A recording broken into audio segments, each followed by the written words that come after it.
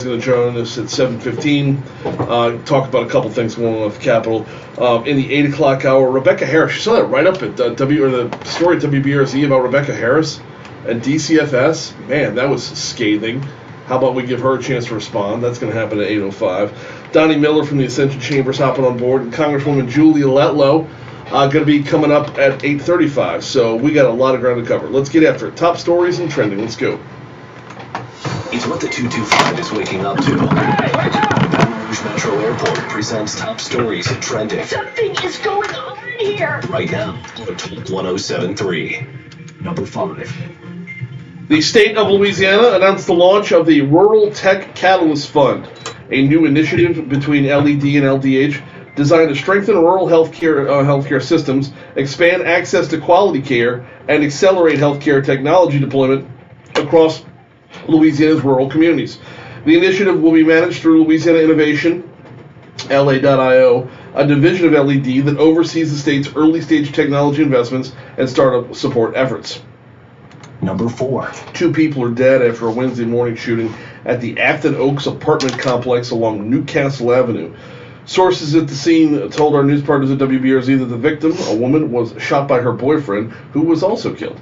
BRPD identified the two as Averia Arsenault, 33 years old, and Jovan McKinley, 29 years old. Number 3. Christian Morris, a corporal with the East Baton Rouge Parish Sheriff's Office, was indicted for failing to intervene while an inmate was being assaulted by deputies, court documents say. Documents say Morris deprived an inmate at the prison and identified as CP of the right to be free from cruel and unusual punishment. The indictment said he specifically failed to prevent CP from being assaulted by deputies, resulting in bodily injury. Number 2. Tunnel to Towers Steel Across America tour will be in town today. They're holding a special ceremony out at LSU's Memorial Hall at 11 a.m. We had them on a couple weeks ago as they were mapping out their trip, so we'll tell you a little bit more about that as the morning wears on. Number 1. Right back to the traffic center for number 1. Breland, you've been dialed in on this. I have not. My goodness. Yep, going west. I would say the traffic, starts at College. Okay. And it goes all the way to the top of the bridge. And they even have an accident in Port Allen right now. So if anybody's trying to get west, yeah. Are there also problems heading east? Not that I know of at this time. Well, no. I'm looking at the map. It looks like when you get over to the Port Allen side, there are some delays in between 415 and Highway 1. So keep it dialed in. Ray will have everything for you. It is Ray this morning, right? It is Ray. Okay. It's Ray. Ray, not that Ray. Ray will have everything for you. Traffic, in the first hour at least, it's every 10 minutes. It lightens up a little bit after that. So we'll keep you up to speed, no pun intended, as things evolve. There's a look at today's top stories. Now let's find out what's trending. Well, the U.S. has carried out new airstrikes in southern Iran, targeting a military site that was believed to pose a threat to U.S. forces and commercial maritime traffic in the Strait of Hormuz. As I heard it this morning on the Fox News rundown, they took out 4 drones. Okay. So. Okay. What are we doing? I don't know. We have a ceasefire agreement. Right. We have a president who says they're negotiating on fumes. I don't know. At this, we're well into our 3rd month of a 4-week conflict. I know. And here's the thing too. President Donald Trump has publicly pretty much said that he brushed off concerns about American finances during the Iran conflict, which leads me to this note. On the same note, the president said he will not let midterm elections influence his decisions when it comes to Iran. So here's the thing, though. So far, he hasn't had to, because his endorsements thus far are rocking and rolling. Okay. I mean, Julia Letlow's in a runoff. She's got his endorsement. John Cornyn's out in Texas. Like that, those two things combined would give the president reason to believe it doesn't matter what he does. It doesn't matter. On that note, yes. I mean, that's true. I'm still screaming from the mountaintops about affordability. Same. But if I were in the president's shoes and I had the evidence in front of me that said you can do whatever you want, They're not going to care. They're going to follow your endorsements. Midterms are going to be fine. That's very true. I mean, very true. We've got a shark alligator roll story this morning. Monday, a 17-year-old boy was hospitalized in Galveston, Texas, after being bitten by a shark. Here's the thing. He was on a boat, and he and his father were trying to get this bad boy, get the shark onto the boat. What? They were trying to bring it on board. Let's bring him home, Dad. Species of shark is yet to be revealed. The story that I read, it said they didn't say what kind of shark it was. Galveston, Texas. I mean, that's the Gulf of Mexico, so it can literally be anything. Oh, I wonder if it's Ernst. You think it's Ernst? I don't think Ernst is that far west. We can track. I would think that this shark would be significant. Here's the thing, though. While you're looking that up, really, though? Hey, Dad, can we bring home a pet? Oh, that's the whole point. Like, here's Father of the Year. By the way, shout out to Paul Arrigo for sending that one over. But, yeah, Father of the Year right there. I mean... No, I don't think Ernst went that west. I don't think any of our great whites that we have talked about on Top Stories and Trending, I think the furthest they have gone, Mobile area. Not Mobile per se, but... Ernst got all the way past the Mississippi River. Oh, so it's Ernst. I don't think it's Ernst. Wouldn't that be something? Yeah. Yeah, Ernst got all the way to... Well, I shouldn't say past the Mississippi. It was on the other side. The Chandeleur Islands east of New Orleans, so it's still east of the Mississippi. But... Let's see if anything's pinging right now. Sure. Where do they have a ping? You can pull up a ping? Oh, search. Oh. And see in real time. Oh, this is real nerd stuff. I love it. If I'm betting it's like a bull shark and it's not tagged. Well, the glorified crew on Facebook right now, shout out to Alan. He says it's a large catfish, Brian. Okay, well, he's in Indiana. Right. So we'll let him pass at this stuff. We'll just let Alan play, but you got to move here first, boss. It's 6:12 at Talk 107.3 FM. I'm kidding. A large catfish. So much to learn. The Gulf is saltwater. ExxonMobil's been part of Louisiana for more than 115 years, standing at the intersection of energy and opportunity. Generations of families have built careers here, supported by a culture rooted in safety, innovation, and long-term commitment. Working in partnership with local leaders and stakeholders, landowners, and first responders, ExxonMobil has set the standard for prioritizing safety, investing for the future, and committing to the communities in which ExxonMobil operates. As Louisiana's energy economy continues to evolve to meet domestic and global demand, ExxonMobil is investing in technologies such as carbon capture and storage to help reduce emissions, strengthen industry, and bring new economic opportunities to communities across Louisiana. This isn't about walking away from what they've always done. No, oil and gas, been the bread and butter forever, always will be. But because Louisiana energy doesn't just power today, it's about bringing it into tomorrow. That's where they're headed. You can learn more at aboutlaccs.com. aboutlaccs.com. Here's a tale of Becky. Didn't know what to do with new meds prescribed and no real... So Troy is saying...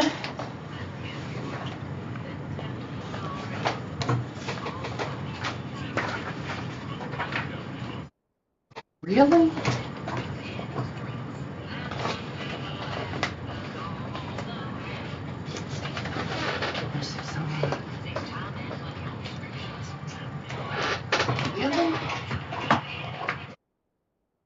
About LA. About LA. About LA. About LA. LA.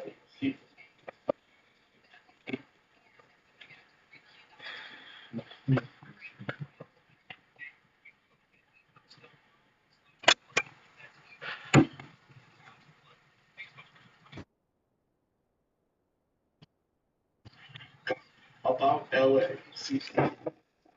About LA. About LA. About LA. About LA. About LA. They're No, saying it sounds like you're on speakerphone, but you're not. What? They're saying it sounds like you're on speakerphone, but I have everything plugged in like you should be. Like you're almost like far away, but you're not. Like you're on mic 3. What does it sound like to you? Sounds fine to me. I pulled it up on my phone. Just watch, pull it up on yours and see if you sound That's fine. what I'm doing right now. Unless I just can't hear and I'm deaf, which I am.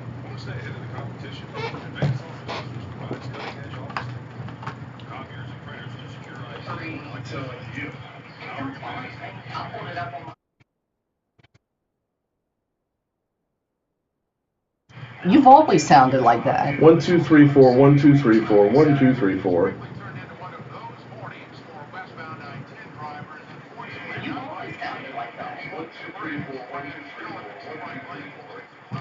It does sound ambient. It doesn't sound like it's coming from the microphone. It sounds like it's coming from the camera. Is there a microphone built into the camera? Let me see something. Let me edit your mic settings.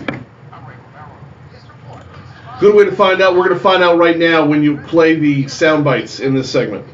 Okay. Yeah, let me. You got the 3 that I sent you? Yeah, let me wait to toggle this. But yeah, because if it's coming out of the board, you'll hear the sound bites. If it's coming out of the camera, you will not. Okay.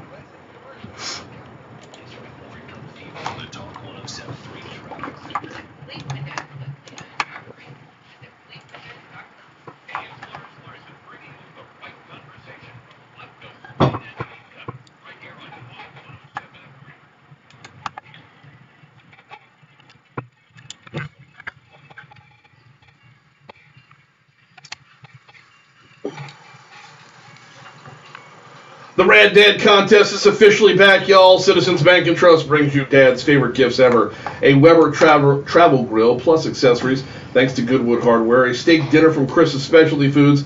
And a Manly Bayou bundle from Hawk Soap. All just for showing us your dad doing dad things. Upload pics now to Talk1073.com. Happy Father's Day from Citizens Bank and Trust and Talk 1073 FM. SEC spring meetings are going on right now, or at least they were yesterday. And at the spring meetings, LSU's head coach Lane Kiffin made his first public comments since adding former head coach Ed Ogeron to his coaching staff. And then just a quick second, it is 6:17 at Talk 1073 FM. The spring meetings, it's so easy to get confused with SEC media days. It's just weird because normally when spring meetings are going on, we hit the split time between baseball and or softball. So, kind of sad. Anyway, first time Coach Kiffin has hit the mic since hiring Ed Ogeron.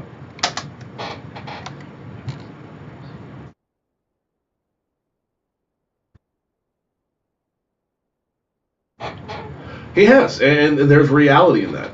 And the fact that Ed Ogeron can come back onto campus, campus where I believe the overwhelming majority of fans still absolutely love him, in this new role, which I believe the overwhelming majority of fans would agree that this is a perfect role for him. It's going to be a huge, huge asset for Lane Kiffin. He also says quarterback Sam Levitt's rehab from a foot injury continues to go well, running at 21 miles per hour. However, over in Destin, Florida, I mean, we've talked about Kiffin plenty since he's been added on, but for the rest of the SEC, the focus is on Kiffin's decision to leave Ole Miss for LSU. He says he enjoyed his time with the Rebels, but LSU was an opportunity for him to do something new.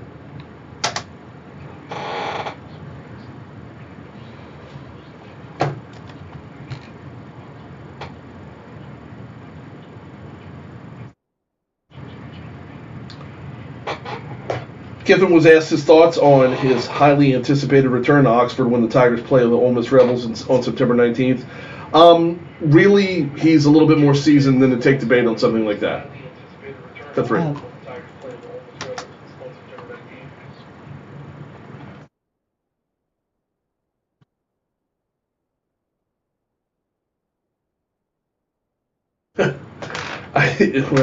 That is true. It's 6:20. Here's the Fox Business Report.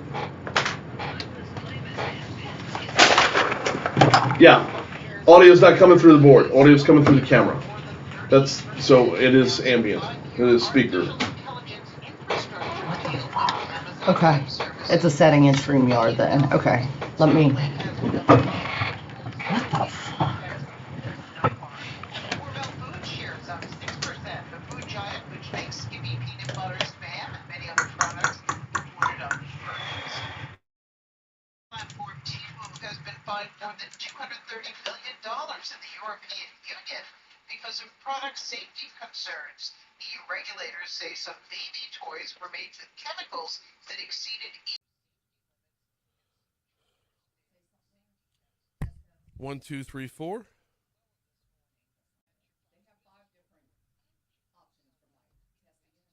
One, two, three, four.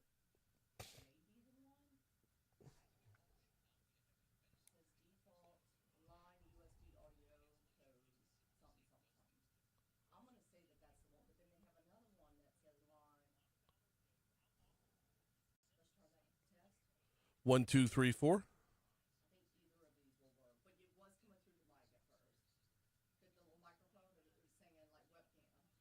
Right, but is the camera hearing me up there? Like when I say 1, 2, 3, 4, if the camera's hearing at the same volume that because it's right there. So it needs to be on this camera, is what you're saying? No, it needs to not be on that camera. It needs to come through the board. And I think I have it now. Okay.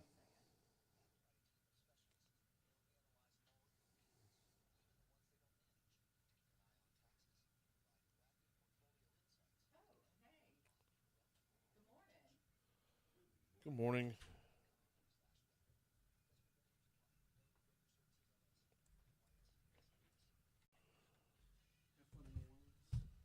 Always.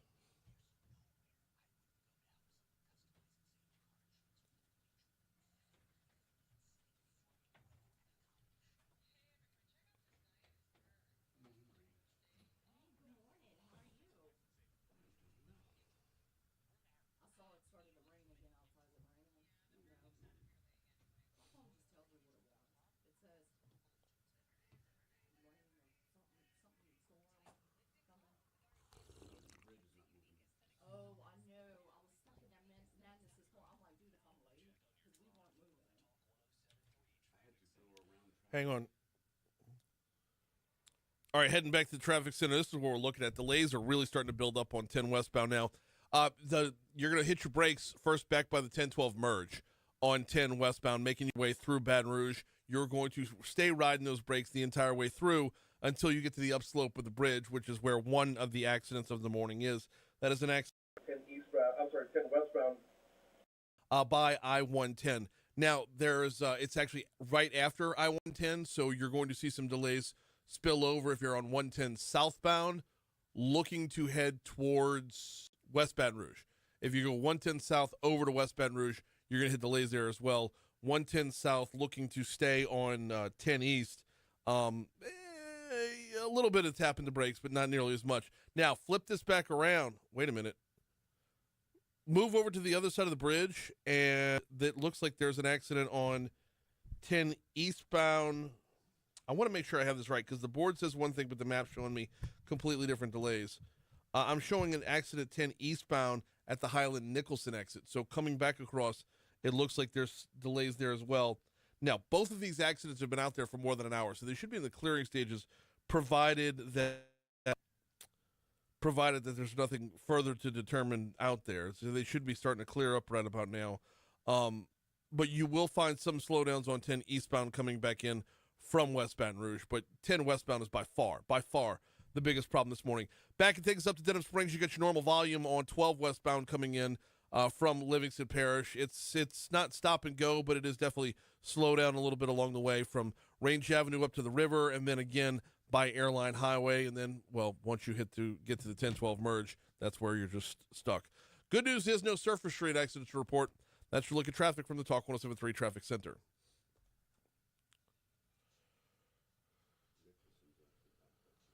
Yeah.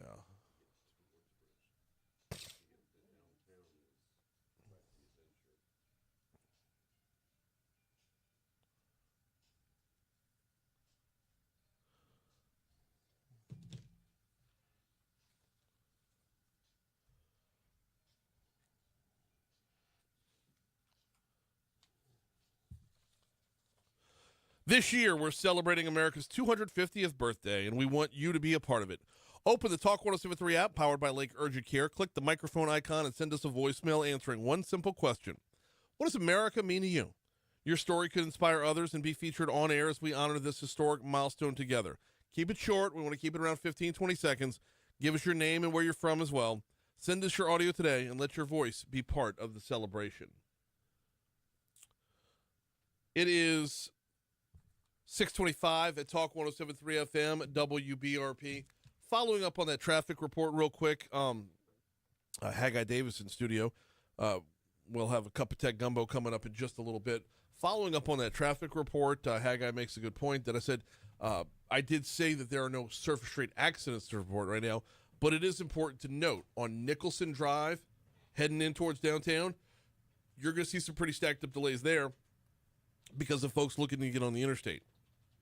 You're going to see delays on both Nicholson and, as I zoom in here, it looks like Highland as well. Same thing's true on the west side, by the way.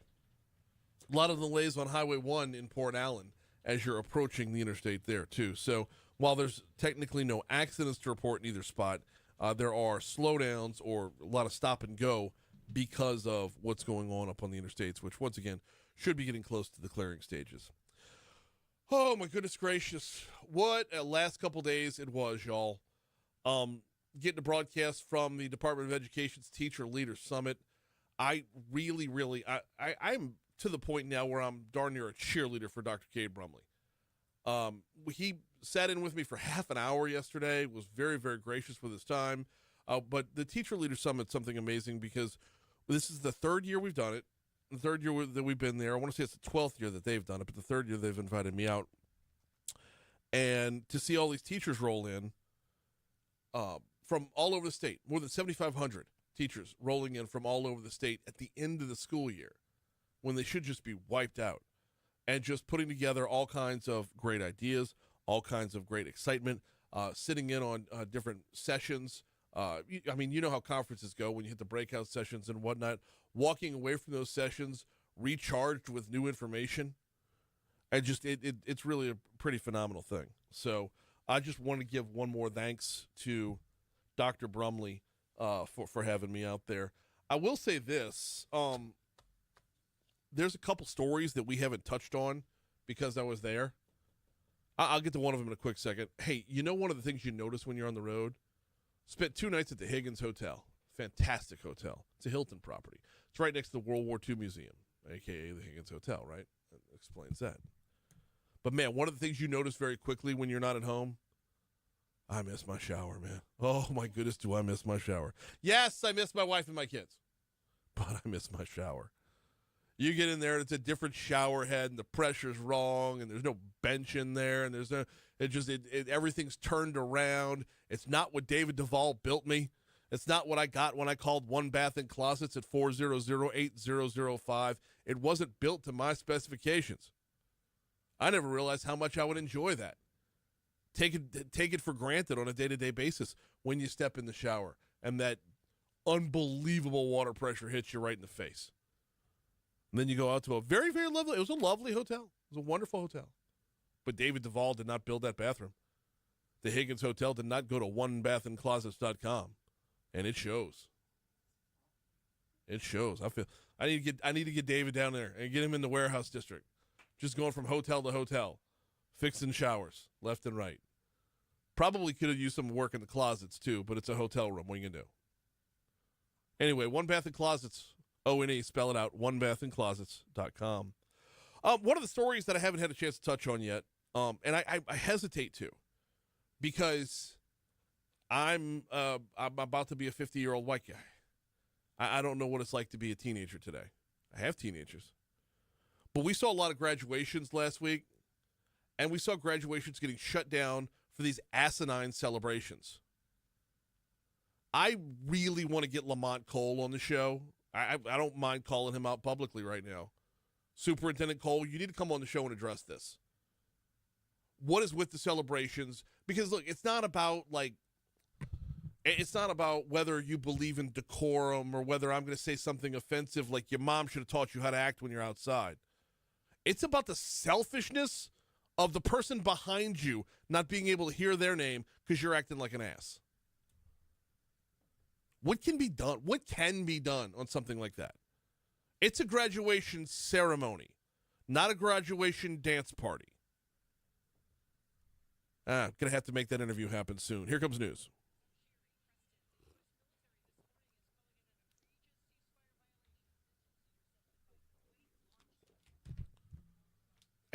I don't want to live in a world where we don't celebrate educational accomplishments. I don't want to live in that world. Your celebration happens outside the building, not as you come Right. off the stage. It's the selfishness of stepping on the person behind you that I don't like. I agree. Pull up your feed. I think it sounds okay. All right. Pull it up and listen to it. Well, the only way to know for sure is if you play something out of the board. Right. So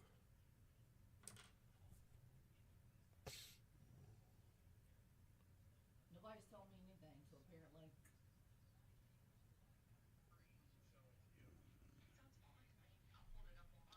hell, turn off the microphones. Off.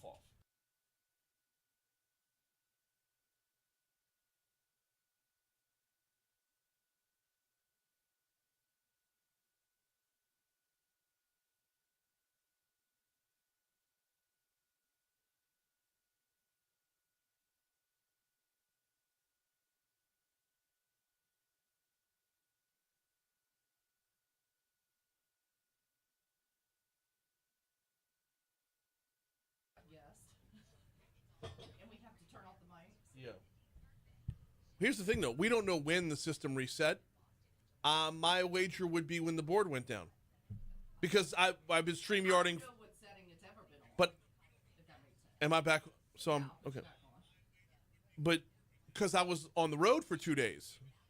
What? Sonny goes, I can't hear you now, and then Sonny goes, it's No, Sonny. That was when I was that was on purpose. Okay. That was on purpose. I'm back now.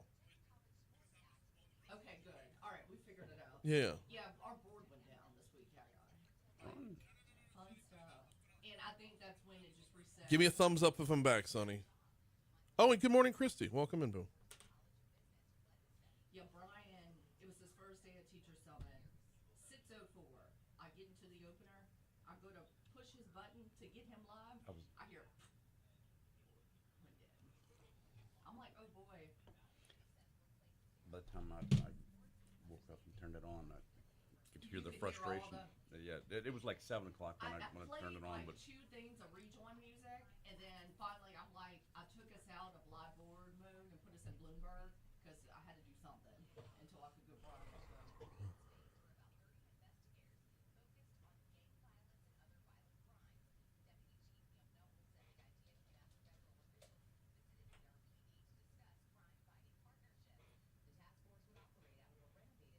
God, I love what Michelle does on news. It always feels so much, and it's not a knock on Jeff, but Michelle knows how to make ours local. She's so good at that.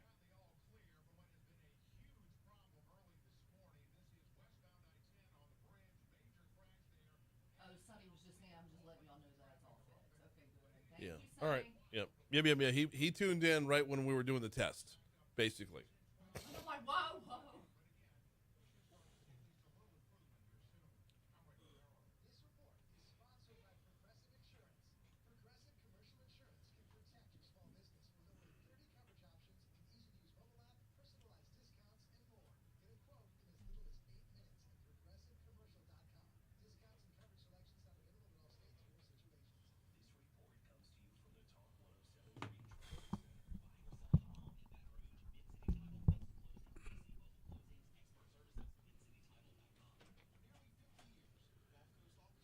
Let me bang out my Mathern's read before we open Cup of Tech Gumbo. You have to do another one back eventually, too. I know.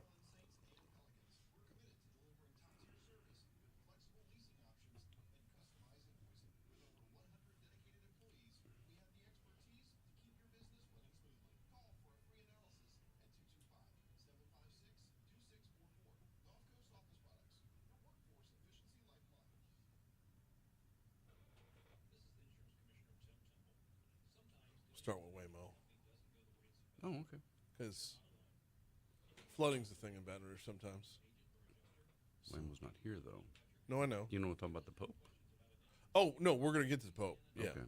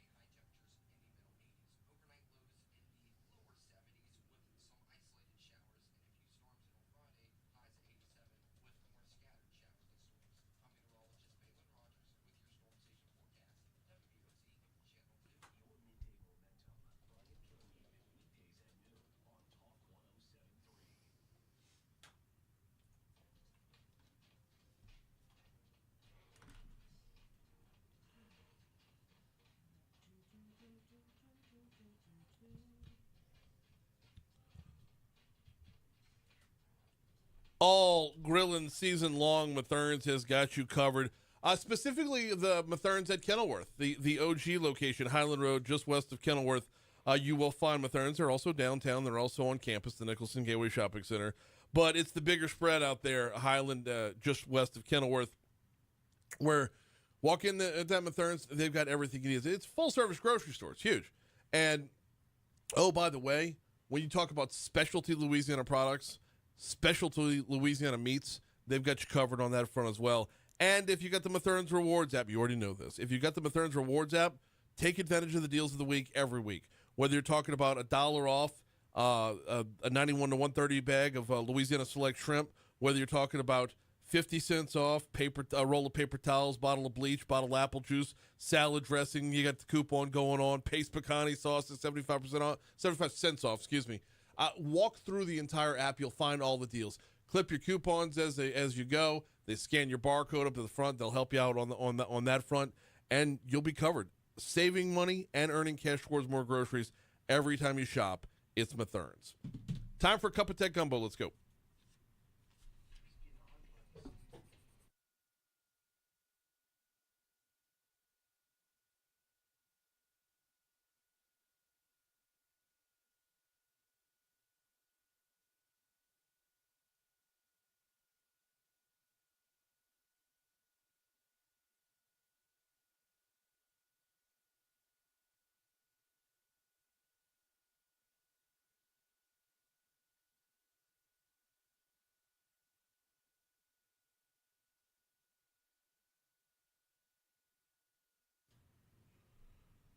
What you say, Haggai?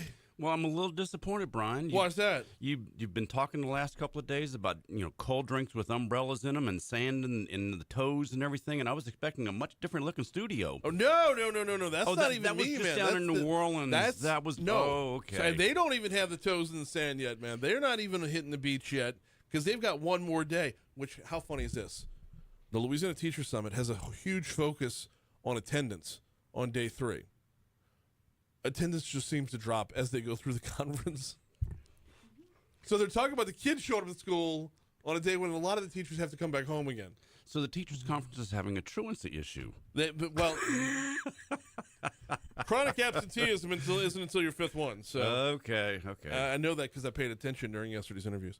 But no, it's really remarkable what they're doing. That's down there. awesome. I find it fantastic. It shows. I enjoyed all of your interviews down while you were down there. It was really good. Thank you. It was I love to be able to dive in head first on things like that. We get to do that every so often. We'll do that with the Department of Insurance. We'll do it. We'll do workers' comp with LABI. Travel Association will come up a little bit later on in the year. And I look forward to all of them because it's stepping away from the news cycle is healthy. Sure. Mentally healthy for all of Mental us. floss. Right. So, but getting back into the news cycle, though, we got a lot to cover here. Sure do. Yes, we're getting to the Pope in a minute. Okay. But there's no way I don't start with this because this sort of thing to me, this is a scene from Silicon Valley. This could be in a sitcom. Headline, Waymos in Atlanta and San Antonio keep driving into flooded roads. Well, I know we don't have Waymo here in Baton Rouge, but we do have flooding. And Yes. I could see this happening regularly when we get it. So the big problem with the Waymo, and not just Waymo, any autonomous vehicle that they're using LiDAR and or radar, when it emits that signal, that LiDAR, it shoots those beams of light to go out and look for the bounce back and make the decisions based upon it. But when it sends that beam out, it hits the water and it just skips off and goes forward. It doesn't reply back. It's like, when if you laid a mirror on the ground and your beam hit that mirror, the signal doesn't come back at you. And so the Waymo devices were not getting that feedback that said, wait, that's water in front of you, even though it's using the LiDAR, it's using the radar. And interestingly enough, if you go to the Waymo career page right now, there's a whole lot of ads for trying to hire people with weather experience, software engineers who understand weather reports and things like that. Oh, so they're trying to make some changes right now, and the devices just aren't getting enough information about what's going on in weather as well, because they've been for 10 years over in Phoenix and in Southern California where there's no weather. There's no rain. Yeah, there's no rain. And Tony wrote a song about it. Yes, and so now they're trying to get into Miami and trying to get into Chicago and Nashville and New Orleans, where they have lots of weather, and so they're trying to figure these things out. It's not an easy solution, and yes, the folks at Waymo are really, really smart, and really, I have full faith that they're going to figure this out eventually. Oh no, so do I. But right now, it's just a very difficult problem for them to get through. Well, because as they grow, they're going to have growing pains in real time. Absolutely, and their growing pains are going to be very public for all of us to see. Yep, but that's part of it. And so you're probably going to see on days when it's raining or predicted rain, they may not roll the autonomous fleet out. They may keep them in the barn and not let them run, because they can't pick up those. If it's just a little puddle and they roll through it, that's not a big issue. Right. But if it's 2 feet of running water that will take the vehicle down the road, yes. Well, now combine this with areas of New Orleans where you can have the combination of rain plus a 3-foot pothole. You can really hurt somebody. Or you might just lose the vehicle in that pothole. Well, I mean, that's New Orleans. Yeah. So it just, I don't know. I saw the story. It honestly cracked me up because I could see the funny end of this. Oh, sure. I see the tech savvy person who believes they're always ahead of the curve, and I'll show you, and then they're just floating. Wait, there's weather. Look, yeah, they're floating up Nicholson by Burbank, right? Yeah. That's where this is headed. All right, big story of the week has got to be the Pope. Yes. And if we have time, I want to talk about AI data centers in space on the back end. But let's start we'll move over to the Pope because that's the big story of the week. In an age of AI, the Pope looks for artisans of hope. He uses the word disarmament when it comes to AI. Walk me through a little bit of what every time the Pope talks, it gets so misinterpreted. Even though the Pope speaks English, it gets misinterpreted. So walk me through what the Pope actually had to say. So Pope Leo released a papal encyclical on artificial intelligence, artificial intelligence was included in his papal encyclical that he released, where he is saying AI is a good thing. It can be a good thing. It's a tool, but we have to maintain humanity. We can't, and the name of the encyclical was Magnifica Humanitas, or Magnificent Humanity. And so he's saying we can't let AI become our friends. We can't let AI take the humanity out of being a human. And it's a good thing. He's not anti-artificial intelligence. He's not anti-technology in any stretch. I mean, he's a math major.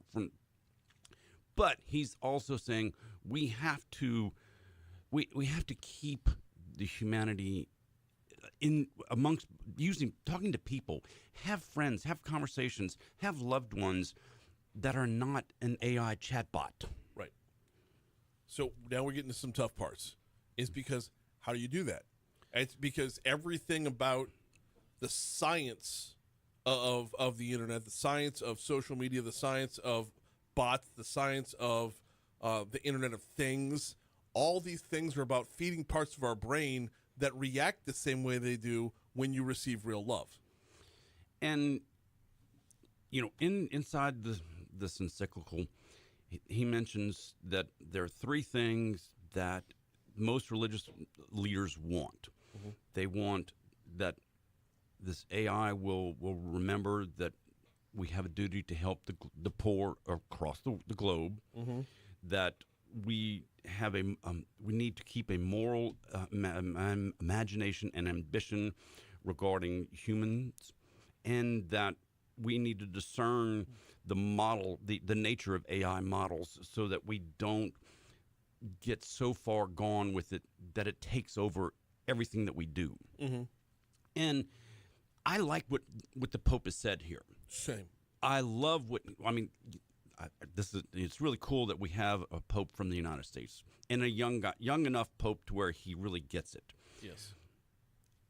The fact that he's saying this is a tool, use the tool, learn to use the tool, don't be used by the tool. Right, which is what everyone's saying in their own business, by the way. And one of the cool things, when he was releasing this encyclical, one of the co-founders of Anthropic was there with him. Yes. And I'll tell you what. Yeah. Let's pick it up there when we come back. Okay. We're coming up on 647 at Talk 107.3 FM. Haggai Davis is in. We do a cup of tech gumbo about this time every single week. We'll continue talking about AI and the Pope. And if we get to it, data centers in space, that's all still to come.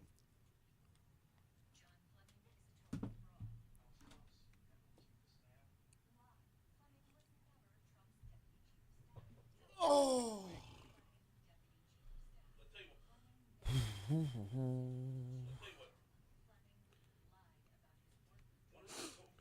Also, the J.R.R. Tolkien, because he quoted, or he paraphrased Tolkien. Yeah. Because Tolkien was Catholic. Yes, I did know that. And so he's quoting Gandalf, or he's paraphrasing Gandalf from Lord of the Rings.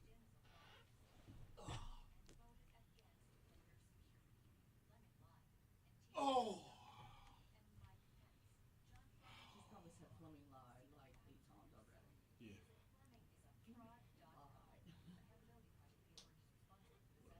John Fleming says the president only endorsed Julia Letlow because the president didn't know John Fleming was in the race. But he did work for Donald Trump, correct? Allegedly. Wasn't he deputy chief of staff? Should I turn y'all off? You definitely should.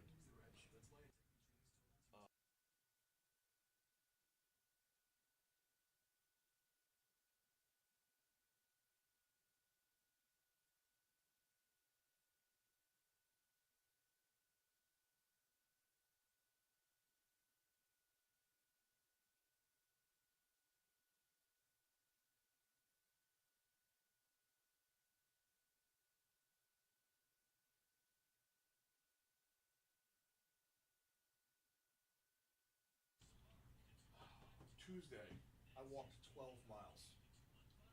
Oh, he was trying to go see the sail ships, the boats.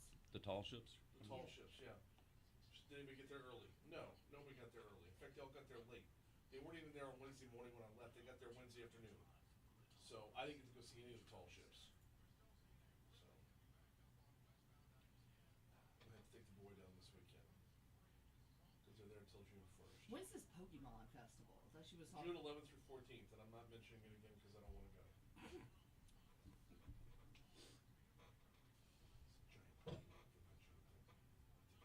If he gets wind of that, he's gonna be begging you.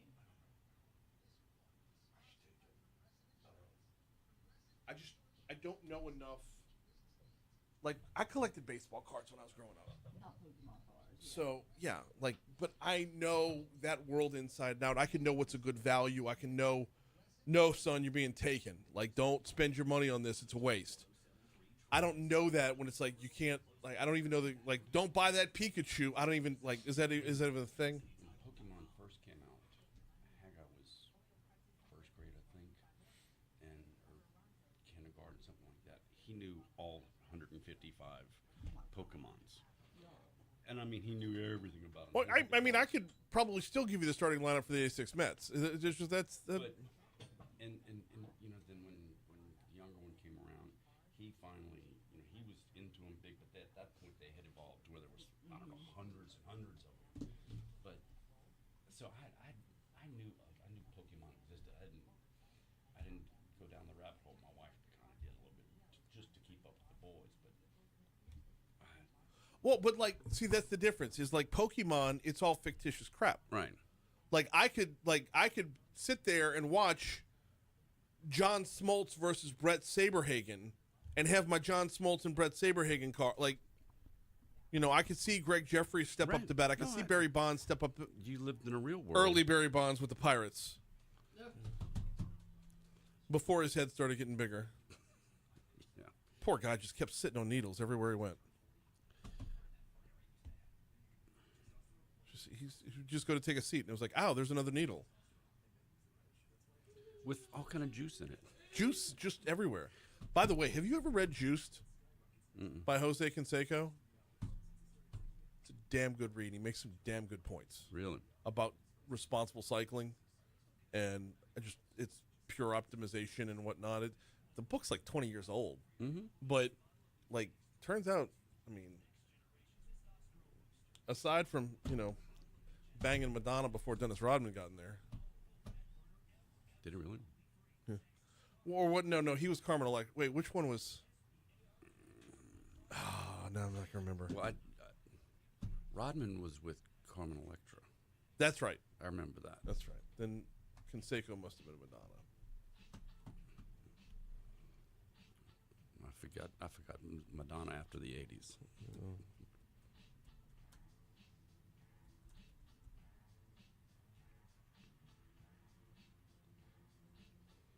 No, not Madonna.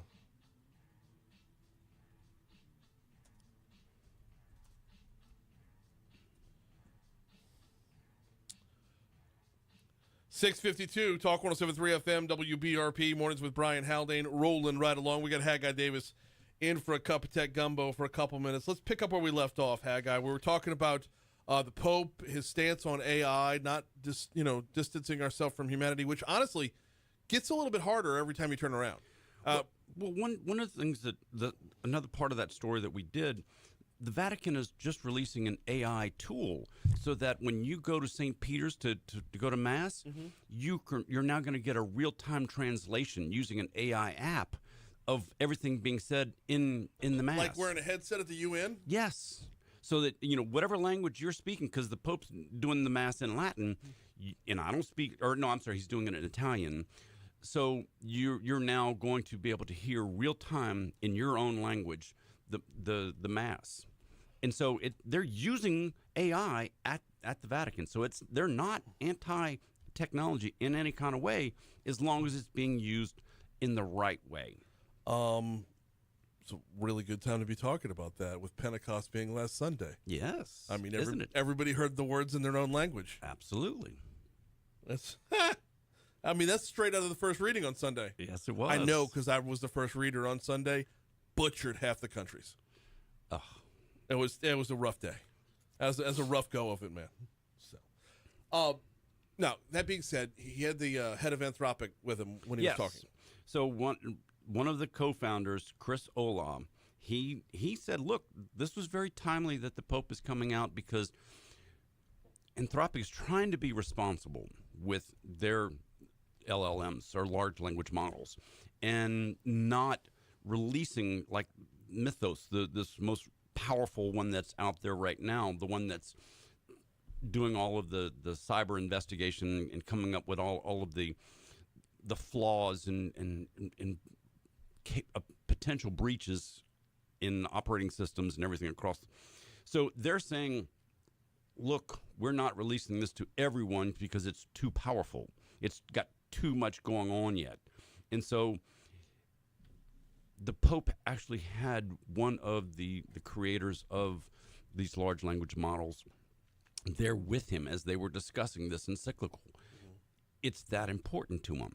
And so this guy was there saying, yeah, we agree. We're trying to be responsible, not every one of the models is being as conservative with their tools as Anthropic is. The internet is all knowing. The internet is all seeing. The internet can make you believe you feel love. It can also make you believe you feel hurt. The internet has a lot of power right now. Is the internet the Antichrist? No, I don't think so. I think it's the way people use it. That's the bigger issue, because there is good. Yes. With the internet, there is good with the way the tools that you can use and find on the internet. Mm-hmm. There is also a lot of evil. Yes. There is a lot of really bad. But all of that good comes without a soul. Absolutely. It is a tool. The internet is a tool. It is not a soul. It is not human. It has no feelings. It doesn't care. And yet every single day it replaces something else in our lives. And it has been since the first time anybody got online. Yeah. And so this has been an evolution over the past 35 years of people being on the internet. Mm-hmm. And yes, the internet has been around for 35 years. Mm-hmm. It's one of those things where you have to understand what you're doing. Be responsible, be human, and yes, there's all kinds of depravity, really horrible things that are happening across the world, and you can find them all on the internet. And normalization of said depravity. Absolutely. Yes. Look for the good, walk towards the light, walk away from the dark, all of those metaphors that you want. Yes. And that's kind of what the Pope is trying to say here. We have to remain human in what we have to have conversation with people. Right. We have to use, these are tools, these LLMs are tools. The internet is a tool. It is nothing more than a way to get information. It is not going to replace humans. Mm.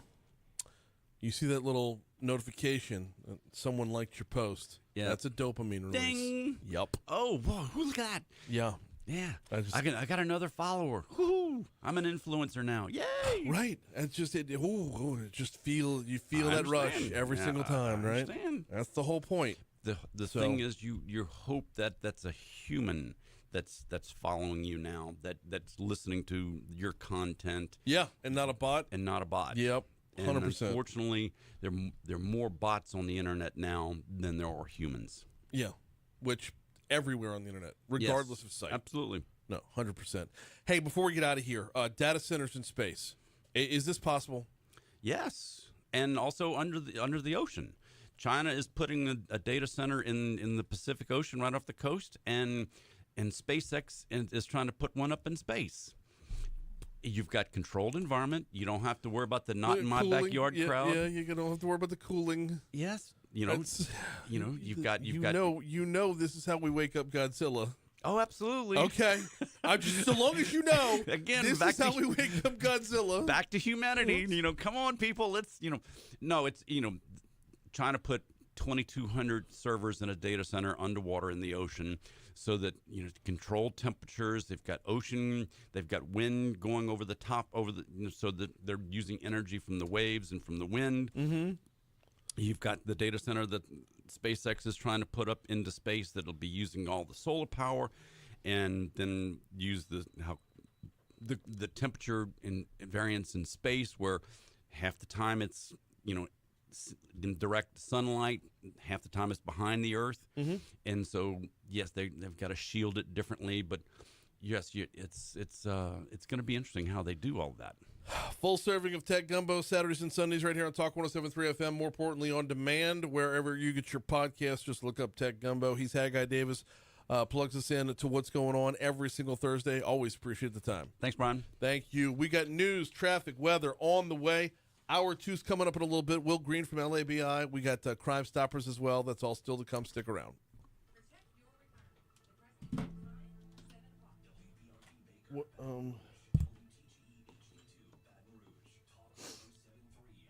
Troy wants to know if this was a markup for the Moral Dilemma Monday. It might be. It's NBC. You seen the NBC reporter with the White House, with the shooting at the White House the other day? Mm-mm. Oh my goodness gracious! All these other reporters are doing their stand-ups from outside the White House, and the guy starts shooting at the White House, and everybody else like gets down and ducks, and this NBC reporter is like, "What is that?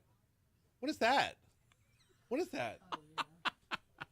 Hang on, let me see if I can find the original first. My feed's like me when I'm on Let's Pro or an SSRI because you're like totally out of tune to what's going on.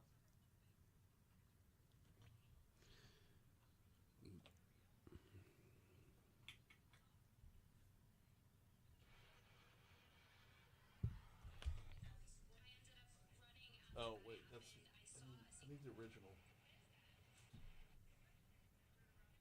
Where's the original at? Is this? Hang on.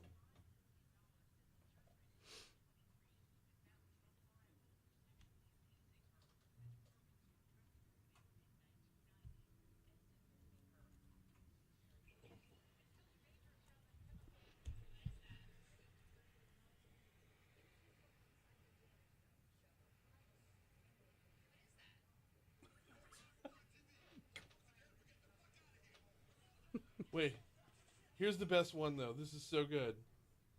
So everybody has memed the hell out of this poor girl, and they're all hilarious, and she's leaning in on it.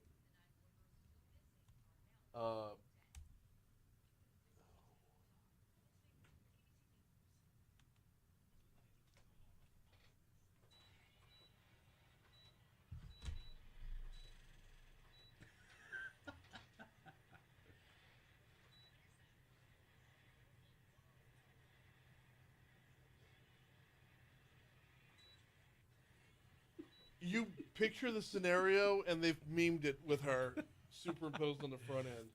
But to me, the Godzilla one, either the Godzilla one or DJ or Juvenile's back that ass up is those are the two best.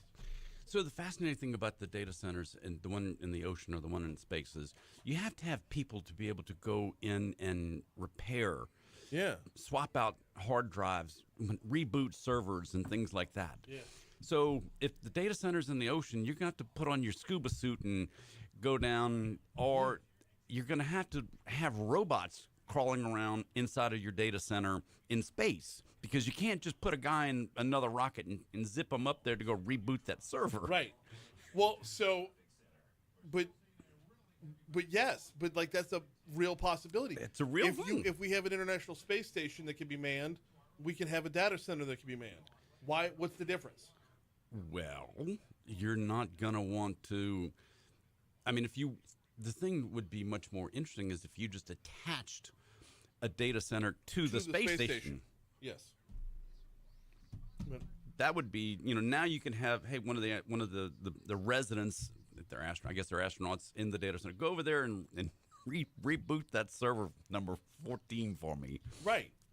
Yeah, if you don't mind, just swap out that. We've got a hard drive failure in server number 843. Power it down, count to 10, and power it up. Yeah, that kind of thing.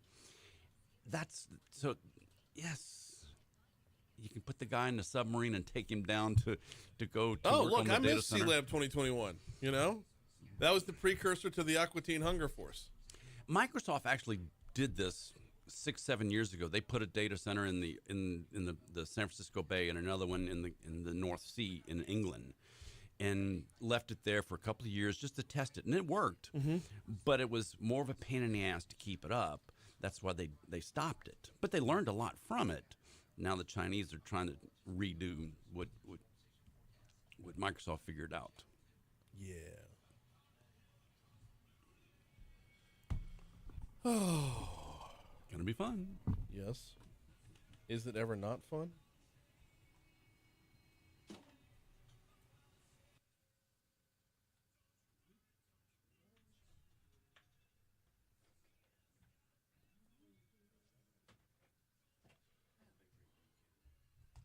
You too, Haggai.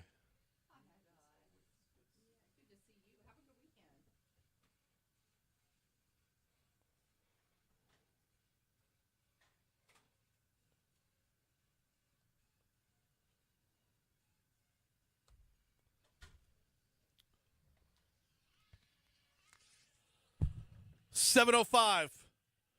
Talk 107.3 FM WBRP. Mornings with Brian Haldane rolling right along. We are hour two coming your way right now. Brian here with you, Breland producing, back in the friendly confines of the 180 Pros studio. 180 Pros, not your IT provider, your IT partner. Busy hour this hour. Will Green from LABI hops on board in our next segment. The folks from iCare stopping by for our Crimestoppers segment. But before we get to any of that, it's top stories and trending.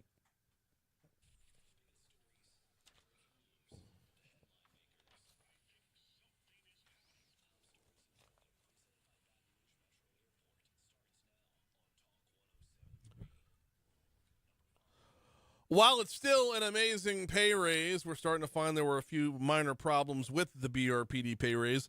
Our news partners at WBRZ reporting some BRPD officers have raised concerns about what they call the fine print attached to their recent pay raises. However, Chief Morse says those officers are a little bit misinformed along the way. BRZ's investigative unit heard from a handful of members of the department who expressed worry that the new pay system will reduce their veteran status. I can confirm this is a popular sentiment amongst BRPD. I've heard it from a number of officers as well. It involves the steps within their pay. They're working towards retirement or working towards their pension. When the Metro Council approved a minimum 15% pay raise last month, it also restructured the pay step system, and that had a detrimental effect, or it's perceived to have had a detrimental effect on some officers. We'll talk with the chief about it next time he's on. The state of Louisiana announced the launch of the Rural Tech Catalyst Fund, a new initiative between LED and LDH designed to strengthen rural health care systems, expand access to quality care, and accelerate healthcare technology deployment across Louisiana's rural communities. The initiative will be managed through Louisiana Innovation, or LA.io, a division of LED, that oversees the state's early-stage technology investment and startup support efforts. I wonder how much of this is coming from all the work that Vineeth has been doing, getting us wired up all over the state. I bet you this is an offshoot of that. 2 people are dead after a Wednesday morning shooting at the Afton Oaks Apartments complex on Newcastle Avenue. Sources at the scene said the victim, a woman, was shot by her boyfriend, who was also killed. BRPD identified the two as 33-year-old Averia Arsenault and 29-year-old Jovan McKinley. Christian Morris, a corporal with the EBR Sheriff's Office, was indicted for failing to intervene while an inmate was being assaulted by deputies. Court documents say Morris deprived an inmate identified as CP of the right to be free from cruel and unusual punishment. The indictment said he specifically failed to prevent CP from being assaulted by deputies, which resulted in bodily injury.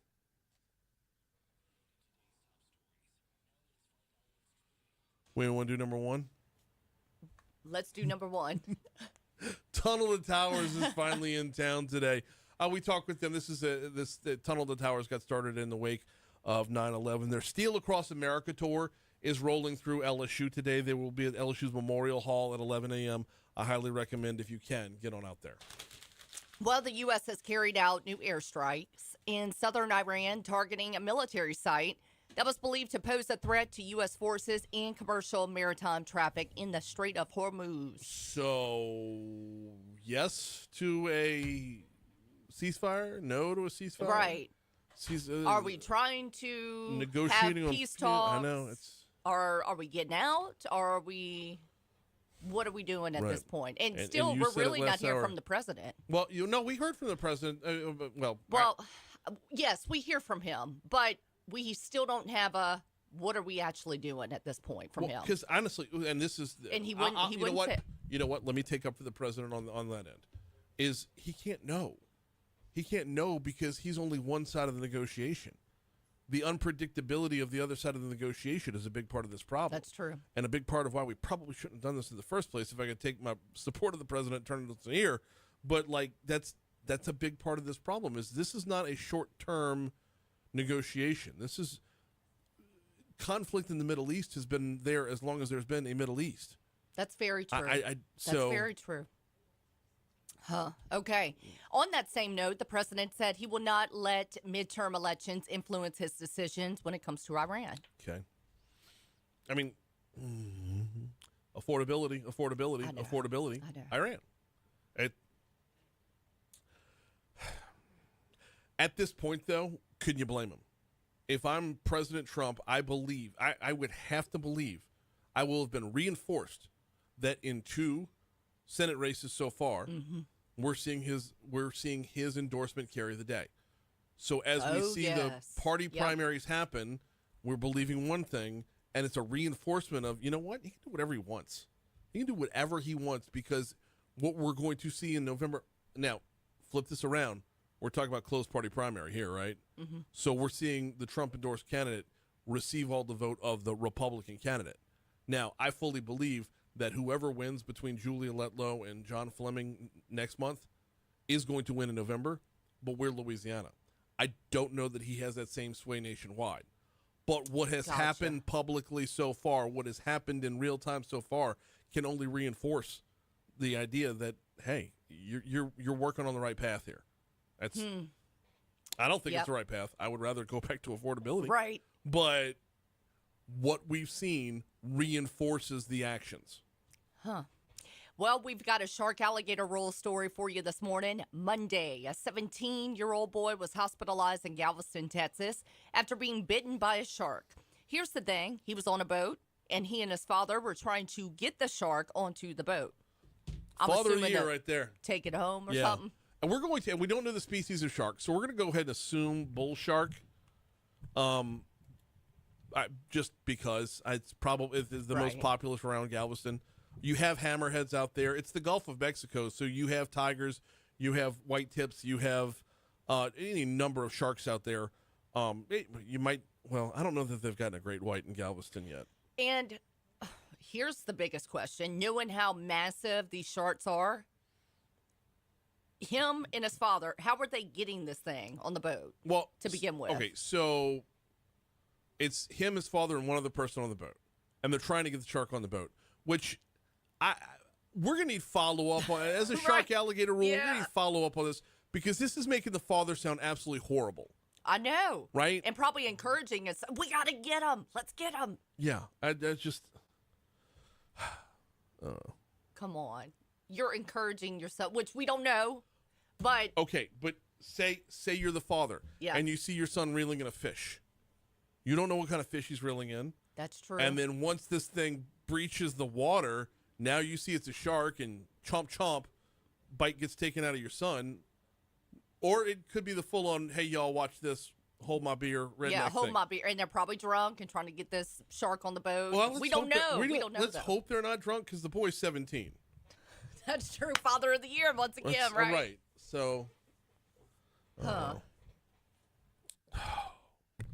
right. We're due up for a break here. Mercifully. Got to tell you about the Baton Rouge Metro Airport. FlyBTR.com is the website. FlyBTR.com. Daily flight to our nation's capital at FlyBTR.com. If you want to fly into Reagan National Airport, come home same day. Same day return service. Sleep in your own bed. Shower in your own bathroom. I'm going to be big on the shower thing after coming back from the hotel and missing my one bath. FlyBTR.com is where you get started, though. Fly stress-free. Fly worry-free. Fly closer to home. You want to be local. FlyBTR.com. The TSA experience is beyond compare when you look down the road. The convenience is beyond compare when you look down the road. Like I said, they've got the daily flight to D.C. Not too soon to start planning your LSU football season as well. Learn more at FlyBTR.com. Will Green's next.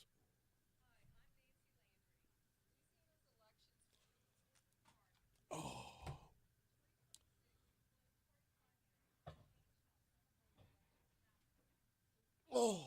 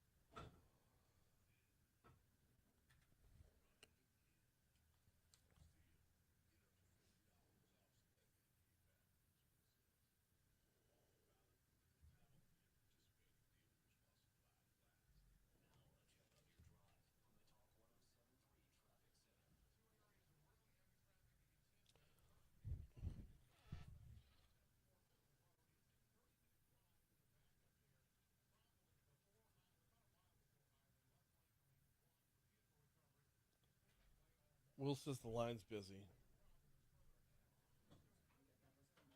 He should be calling us on. He was calling the hotline. I just texted him.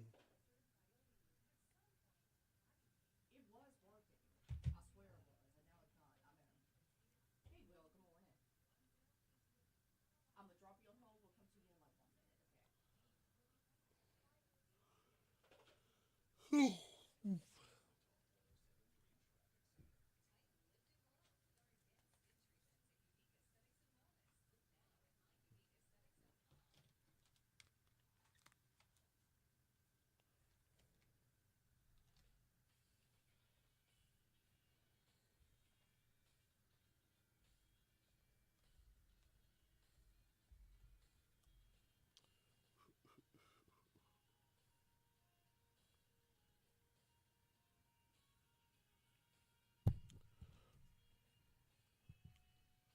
716 Talk 107.3 FM WBRP mornings with Brian Haldane rolling right along. Will Green from LABI coming up in less than 60 seconds. Well, right at 60 seconds, because that's how long I have to tell you about the folks over at NeuroJust. If you or someone you know is battling with anxiety or depression, let's just start right there. You know what that feels like. If you're battling with anxiety or depression, you know what that constant fight or flight feels like.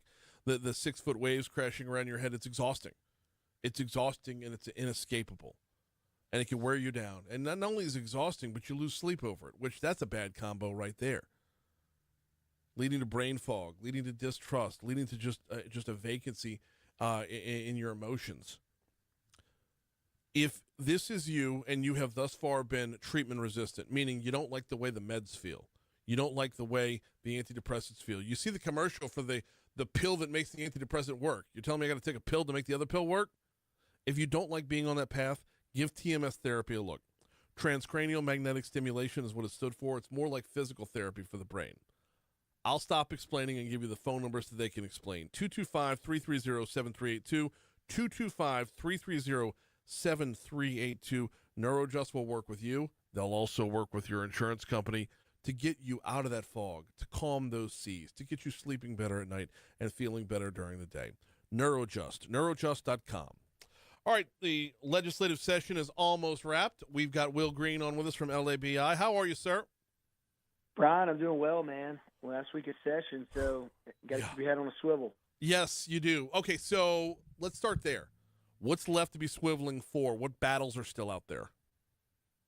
Well, so, this session has been really marked by some tremendous progress on education and workforce. Mm-hmm. And that's one of the big priorities that we set out to achieve. When you've got $100 billion in announced projects, you want to make sure that you've got a trained workforce prepared to meet the needs and the demands of the investment coming here. And so one of the bills that passed last week, made it through the final process, is our Bayou Works bill.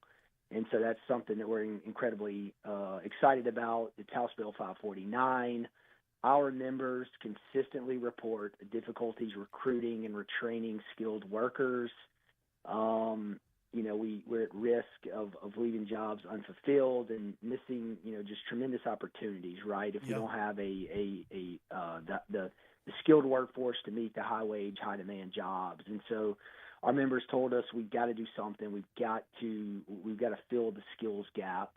And so we researched. We said, we can't be the only state that's ever experienced this. And so we went out, we did the research, and we found that Michigan, back in 2014, created their Going Pro Talent Fund.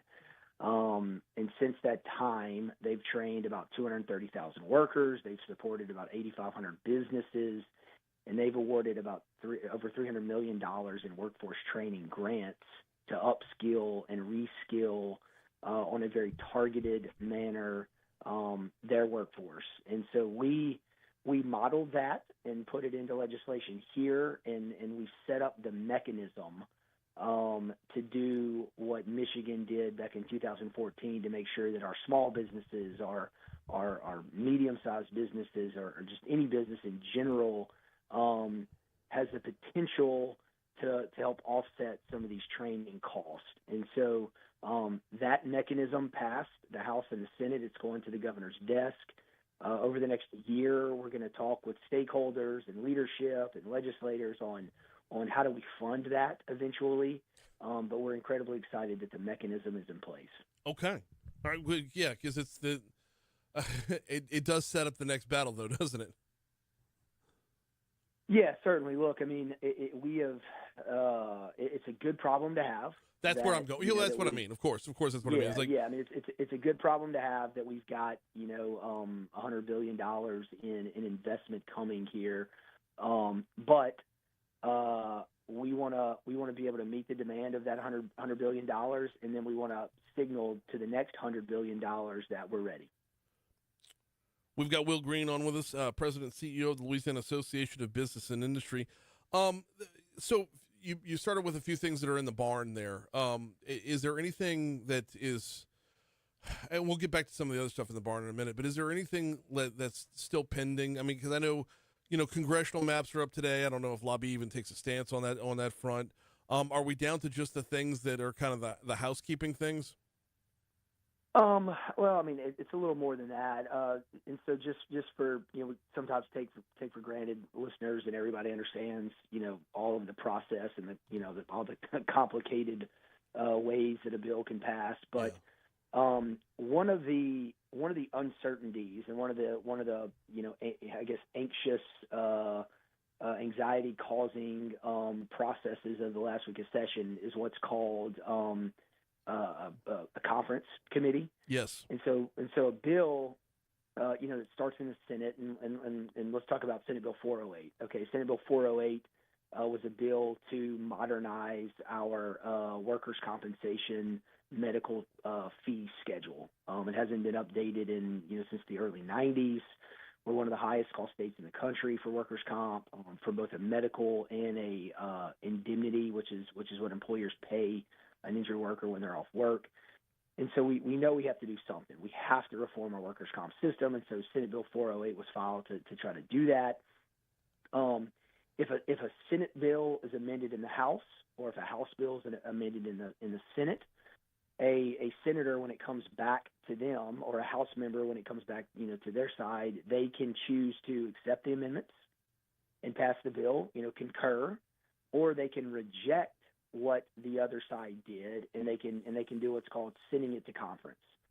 When a bill goes to conference, the Senate President and the Speaker of the House each appoint 3 conferees, and look, they basically go in and they hash it out. And it's sometimes it's at the basement of the Capitol, sometimes it's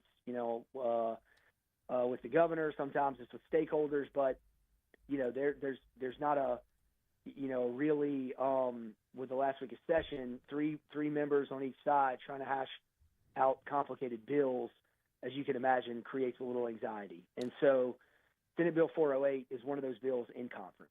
And Senate Bill 408 is a tremendous opportunity, Brian, to reform, retool, and update our workers' comp system. And so, again, what do we talk about, right? We're $100 billion in announced projects. We want to grow our businesses here, allow them to expand. One of the ways to do that is make it a more affordable place to do business. And if we're one of the highest cost states in the country for workers' comp, we're not competitive with other states when it comes to doing business. And so Senate Bill 408 is trying to make us a more affordable, a more efficient, a more predictable workers' comp system that bills in conference. We're watching it very, very closely, because we've got a tremendous opportunity here that we don't want to waste. This is by Brock Myers, is the author of the bill. And, Will, I really believe that this bill, once it's through, can have repercussions for, believe it or not, our overall insurance market. Because what we do with workers' comp, there's no reason we can't do it at a later date with just regular car accidents. Yeah, no, look, it would have a tremendous impact because every employer pays workers' comp, right? Not everybody gets in a car accident. Not everybody, has to face the music on a lawsuit. But every business pays workers' comp insurance. It's mandated in Louisiana, and so if you're a business and you're on the fence about, all right, am I going to Mississippi? Am I going to Arkansas? Am I going to Texas? Or am I going to Louisiana? It comes down to cost. and affordability. And if we're, if they look and see, golly, that Louisiana is one of the highest cost states for just general insurance and workers' comp insurance. And so if I'm an employer, I've got to pay workers' comp insurance. I've got a fleet of vehicles. I've got to pay, insurance on those vehicles. I'm thinking twice. We don't want people thinking twice, Brian. We want people coming to Louisiana without any reservations. And how we do that is we make our state more affordable.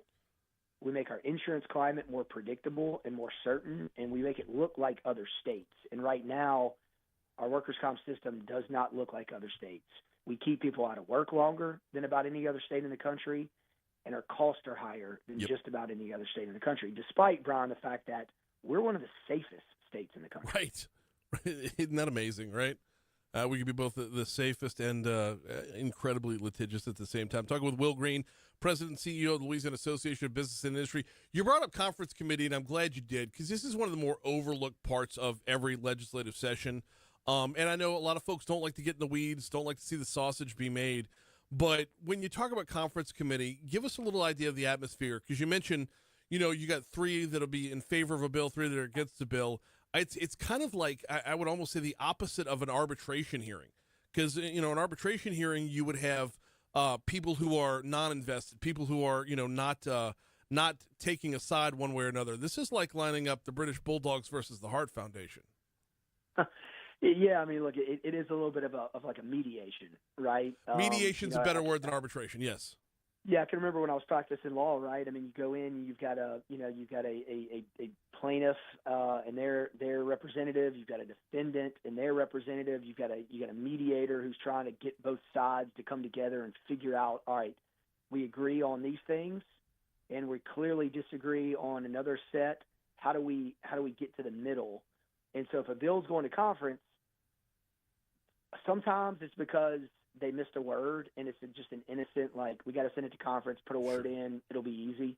But oftentimes it's because there was a disagreement with what happened along the way, and the author says, we got to fix this, we got to put it in conference. And the disagreement happened on the other side of the aisle, or happened on the other side of the Capitol. And so 3 members from the House and 3 members of the Senate kind of have to come together and mediate this thing. And, again, oftentimes it's done the last week with not a lot of time, under immense pressure. And so as the States Chamber and States Manufacturing Association, it's our job to get in there and make sure that they have the best information, they have all the tools they need to come out of that conference committee with the best bill possible to continue to make Louisiana a great place to do business. We got exactly 2 minutes left with Will Green, President and CEO of the Louisiana Association of Business and Industry. And you're going to be back on, we'll do plenty of recap and post-mortem once the session's over with. But I'm looking at the calendar right now, and I said this at the beginning of the session. I felt that it was odd that the session runs through June 1st. June 1st is a Monday. Is there going to be a want in these last couple of days of this week to just get home and possibly call it at some point? Or will they stay all the way through Monday to start another week? Yeah, Brian, that's a great question. I mean, look, it seems like every year rumors start flying. Hey, did you hear we're going to get out early? Like lobbyists and staff and legislators, they come in and this whisper campaign of, hey, when they get out early starts.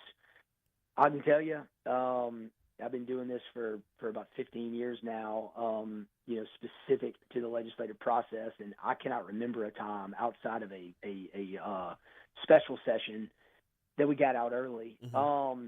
But there is talk of trying to adjourn on, you said it's Monday. It is a little weird that. Legislators are part-time. They're part-time employees, and they've got businesses to get back to. And if you start another week here, families and businesses and school just got out and summer's starting, and they got wives and husband and kids ready to go on summer vacation. And so I think, there is a desire to try to adjourn on Friday. But there's a lot of business left to be done. And so I know that, you're dealing with real people here, that we talk to them like they're, legislators, but they're also real people. They have businesses, they have families. But despite that, everybody I've talked to has said, hey, it'd be great to get out Friday. Yeah. But or even Saturday. We still got a lot of work to do for the people. Well, and it goes back to the top of the equation, and I know we're out of time. Well, we're going to push by a minute here. But it goes back to the top of the equation. 1,700 bills filed. I mean, at a certain point, they just either a limit on bills or more full time on the front end. One of the two. Well, especially when you throw special sessions in, right? I mean, I think every year in the last, seems like since Governor Edwards, we've had special sessions on top of special sessions, and so it really has become not as much of a part-time job. But look, that's what they get elected for. That's what they're here for. And I know that the ones I've talked to, they've said, look, we'd love to get out early, but we're committed to doing the business of the people. He is Will Green, President, CEO of the Louisiana Association of Business and Industry. Fantastic stuff. We'll talk real soon. I mean, Monday will be our next scheduled segment, but they might not be done by then. Will, we'll talk to you soon, man. Have a good weekend. Thanks, Brian. You too. You too. Thank you. Absolutely. 7:31. We blew right past ABC News. But that, to me, that's a bigger discussion. Is the final day of the session is a Monday. Louisiana legislators are part-time state employees. Yes, they've got families, but more to go along with that, they've got businesses that they run back home. And when they give up time to come here, we just saw a big push. Nobody gets a raise till teachers get raises. All those things need to be considered when you're looking at, they were elected to do a job, but the way this maps out, get the job done on Friday. Like, get the job done on Saturday. Travel home, drive back home Saturday night. You're in church Sunday morning, and Monday you're ready to go back at your main gig or hit your vacation. So either way, it's one of those things that pops up. I'm not trying to start rumors that they're getting out early. That was not the intent of that question. Do not think I'm taking it in that direction. It's when you look at a calendar, it's really, really odd that it spills over. That's all. All right, local news, traffic, weather. The folks from iCare are in next.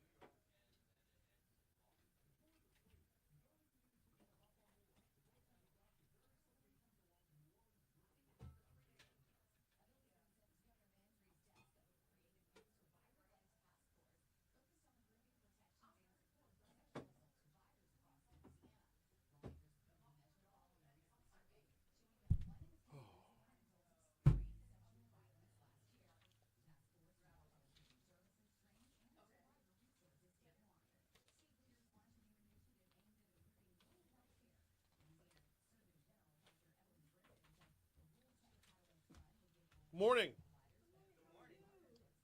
Doing all right.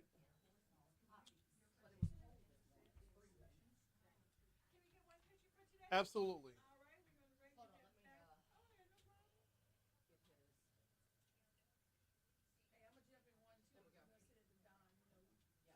Yeah.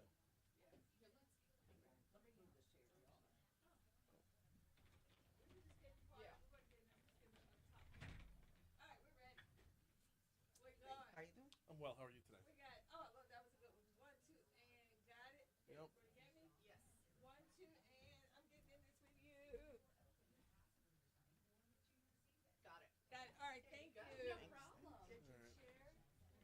And be careful.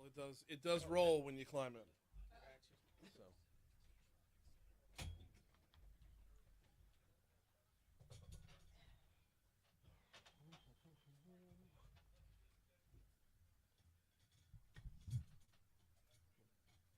I'm sorry, I'm trying to read your title under there. No, Prevention specialist. Prevention specialist.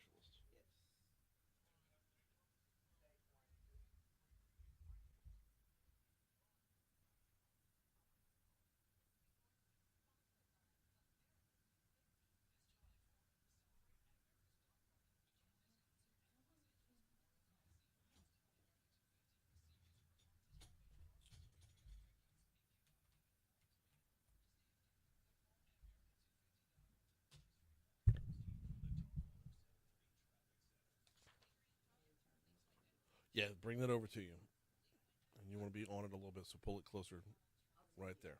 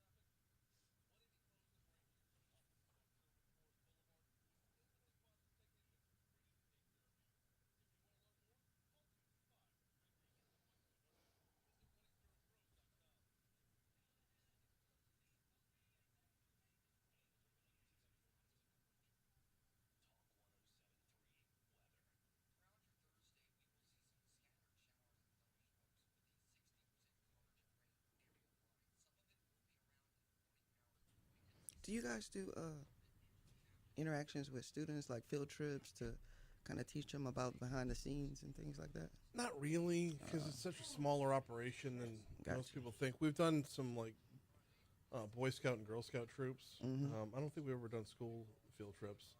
I mean, if it were like something small, like one class, like a leadership group. yeah, we could do that. Okay. There's so much less to show with so much automation and honestly, the kids have access to as much technology as we do. Right. So, kind of loses its luster, you know. 737 Talk 107.3 FM WBRP. Getting to Crimestoppers in just a quick minute. Do need to remind you about the folks over at Industry Makes. IndustryMakes.org is the website. IndustryMakes.org is I'm reading straight from their website, a campaign born out of collaboration and a need to present a united industrial front in the face of coordinated anti-industrial messaging. We see the anti-industrial messaging all the time when we know, in fact, that here in Louisiana, we do it better, we do it cleaner, we do it more efficiently than anyone else in the world. And we understand that anti-industrial messages might target one company, but it hurts the entire industry, up and down the river, all throughout the state. If you want to learn more, possibly become an ambassador, visit IndustryMakes.org, IndustryMakes.org. All right, time for Crimestoppers. Let's roll.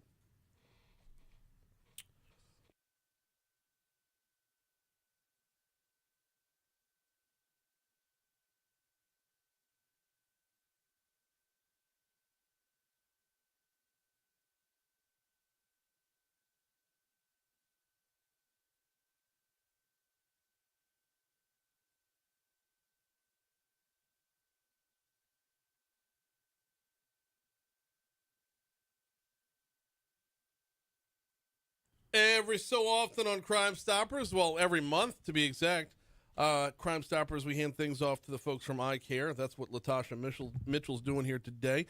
Good morning. How are you? I'm pretty good. How are you? Doing very, very well. All right. You are a prevention specialist with Eye Care. What is that?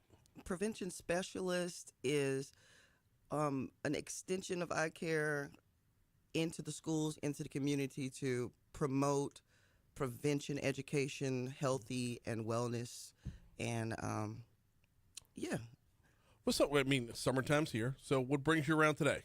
Well, I'm here to talk about our Eye Care Summer presentations, which is basically an extension opportunity for us to get beyond our schools into the community, into our summer camps and our faith-based camps and other community partners to share our prevention education sessions. So what are some of the topics of these sessions? What do we talk about? Throughout the year, we cover topics like drug awareness, of course, violence prevention.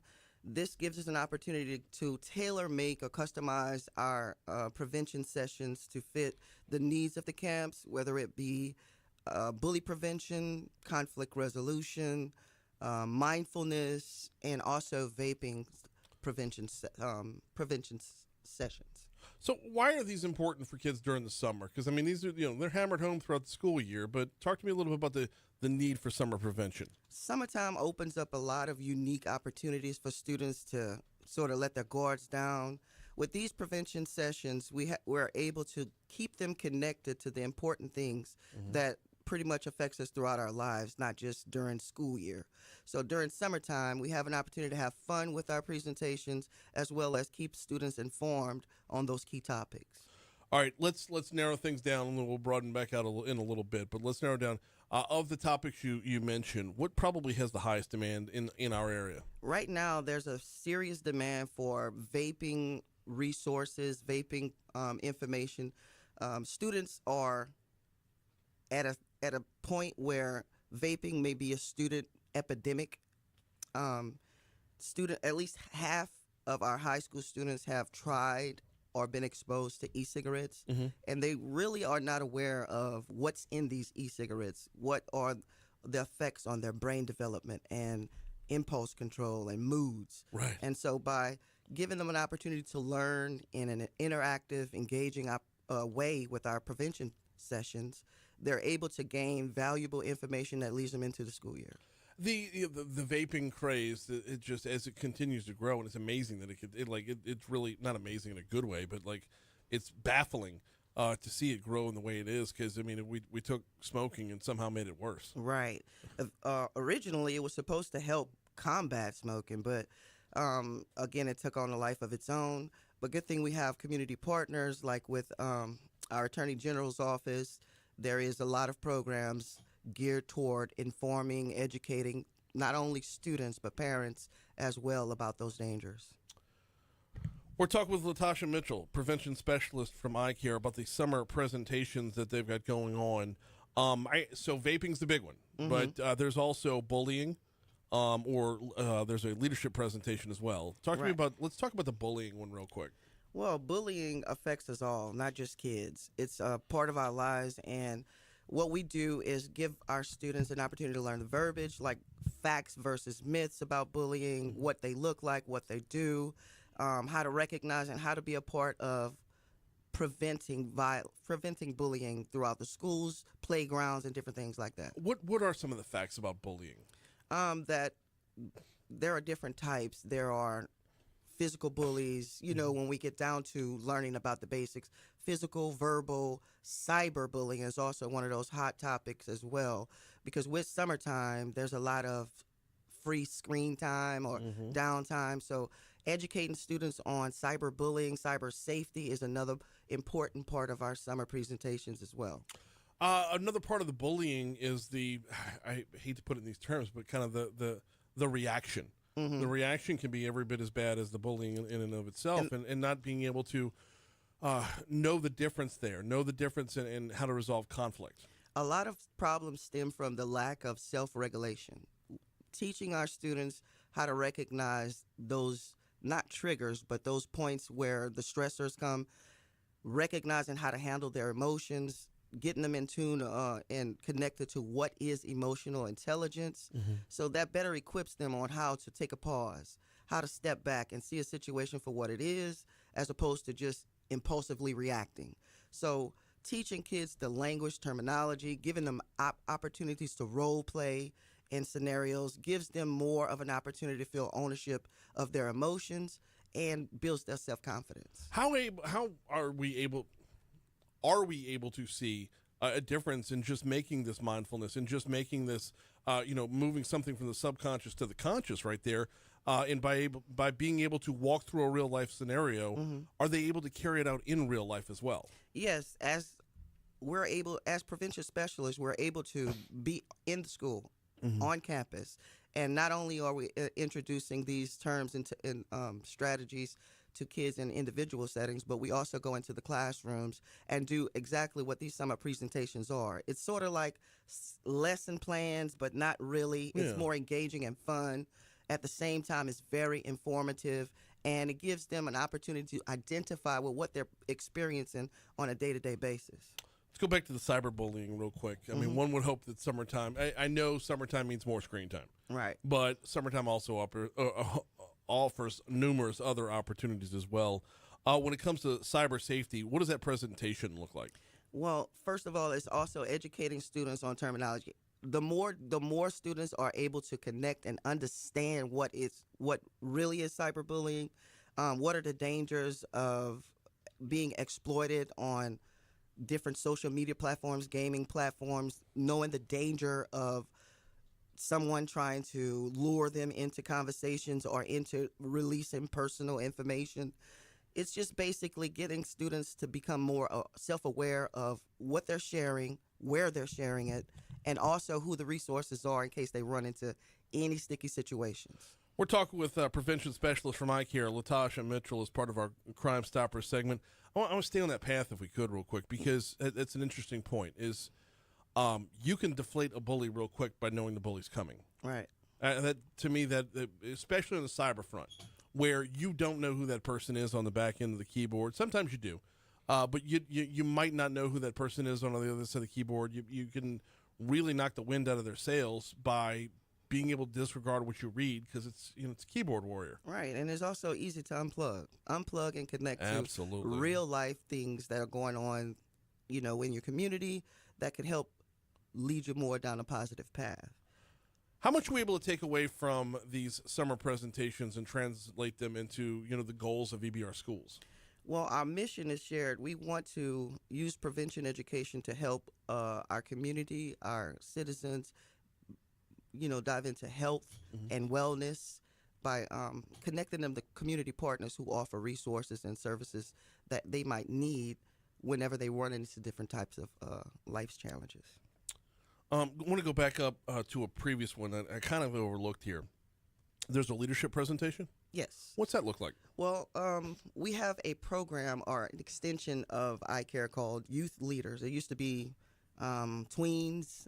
Well, Okay. that is not such a cool name anymore. So we are youth leaders, and every school, middle school and high school, has a youth leader team or club. And what we do is connect our students to prevention education, drug awareness. We do special themes to engage our students on campus and connect them to our citizens and community members and stakeholders. Basically, leadership gives them a chance to build their own self-confidence, right? Right.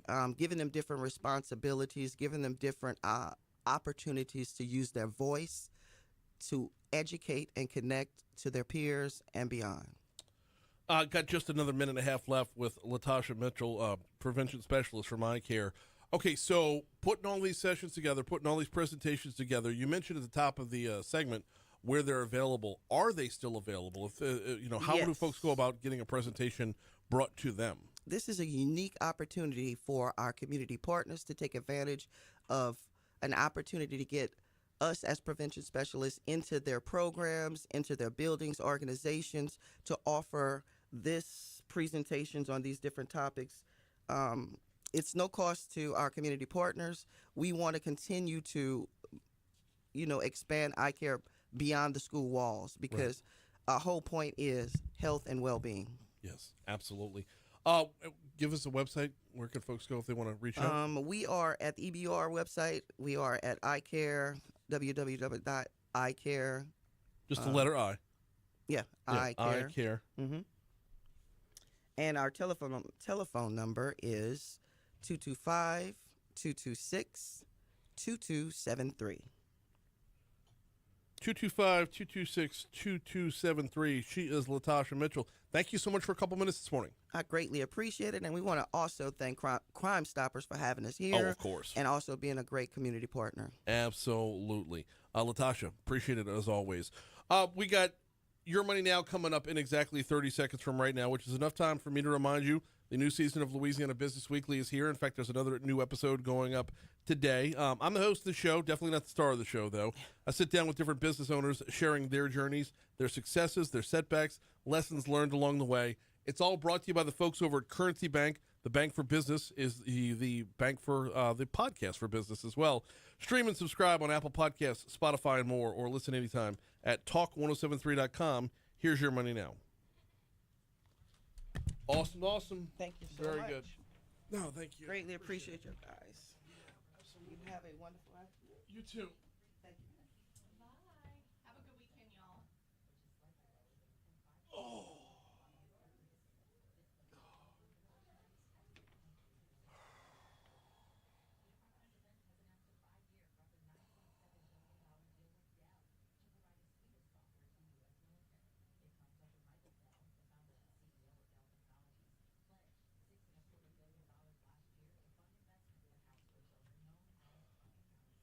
You got This Day in History coming now?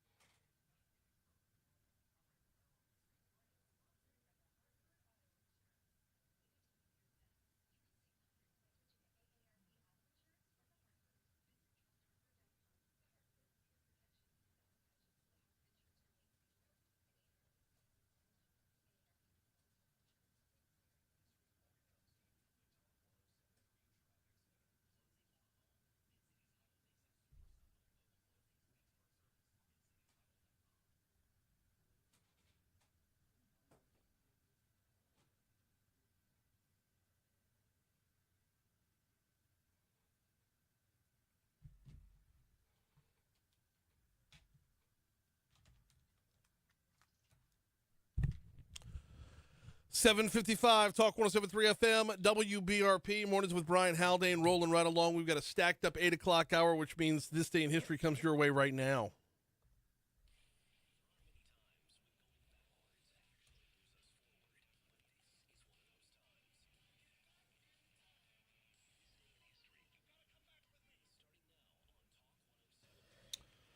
So I have this day in history starting in 1937. Do you have anything before that? Before 1937?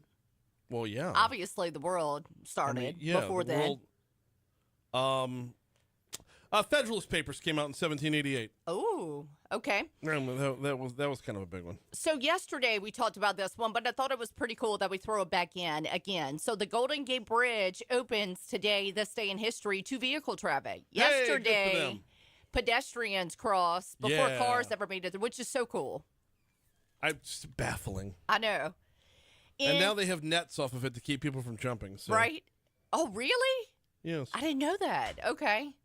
1980, CNN founder Ted Turner announces the launch plans for the world's first 24-hour cable news network.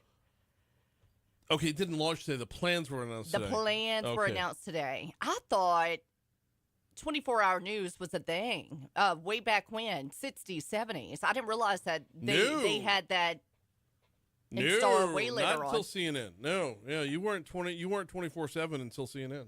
Holy cow. Okay. Yeah. In the year 2000, Britney Spears was at #1 on the U.S. album chart with Oops, I Did It Again. The singer's second album also reached #1 in 13 other countries and now has sold over 20 million copies. Hang on, 1937, Volkswagen was founded. Okay. Cool deal. In 2002, the cleanup... By the Nazis! The cleanup officially ends at Ground Zero after the 9/11 attacks. Okay. In 2002. All right.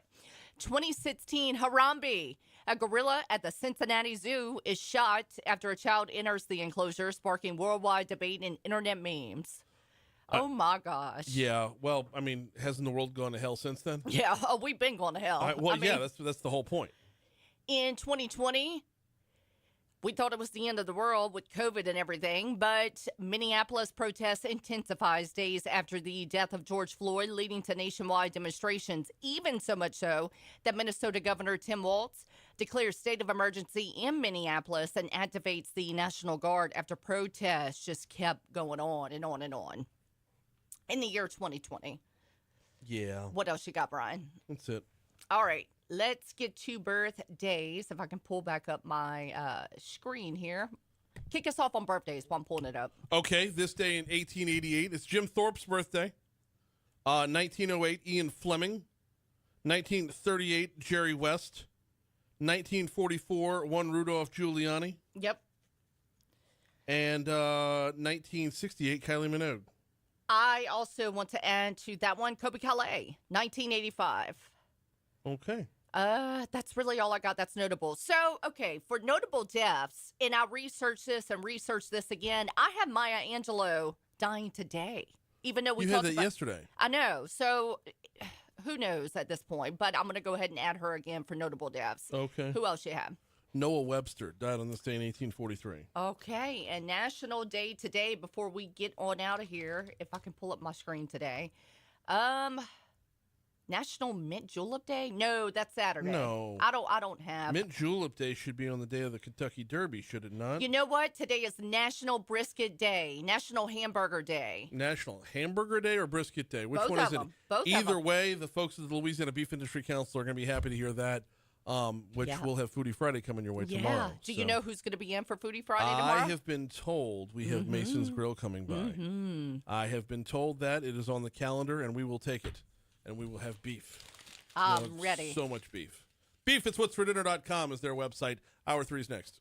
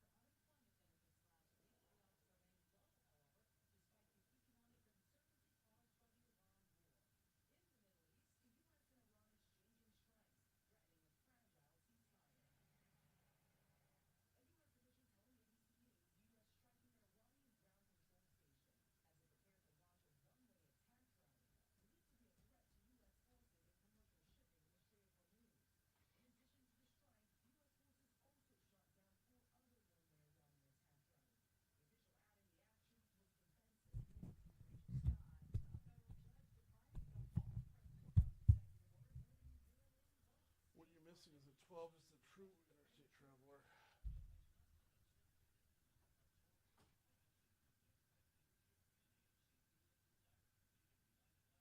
Is Rebecca coming in? No, she should be calling. Shucks. I'll work with her to say. Well, you'll have her on the phone in just a minute. I should have her in.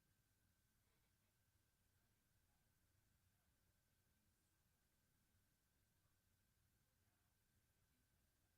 I do, but I don't know if she has a state phone or not. They probably give her a state phone if I had to guess.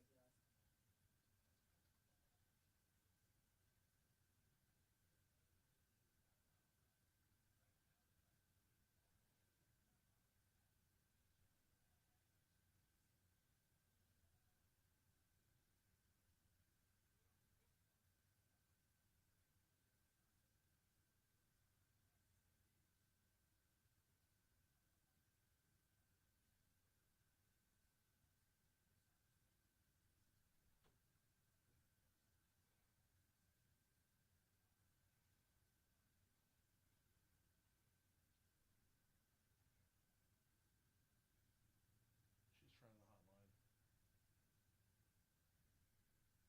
She said the Brian Show. Yes, ma'am. I'm sorry.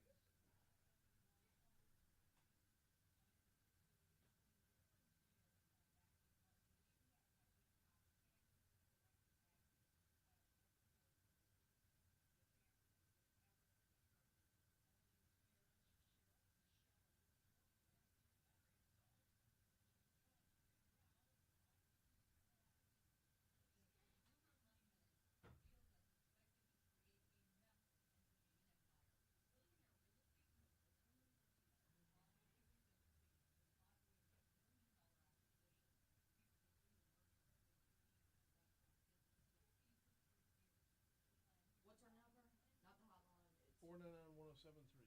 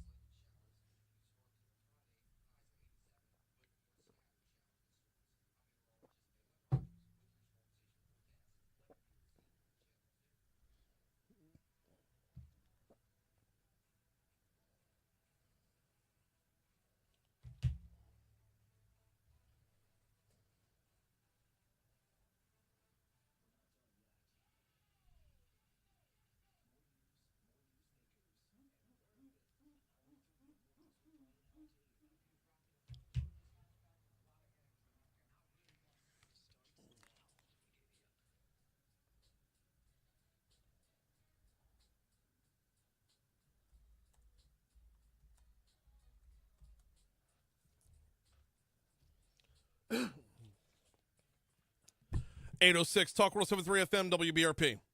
Mornings with Brian Haldane, rolling right along. Hour 3 coming your way right now. Brian here with you. Bree Lynn producing, starting off your 8 o'clock hour at 77 degrees in downtown Baton Rouge. As we broadcast live from the 180 Pros studio, let me take a quick moment to let you know about the folks at 180 Pros.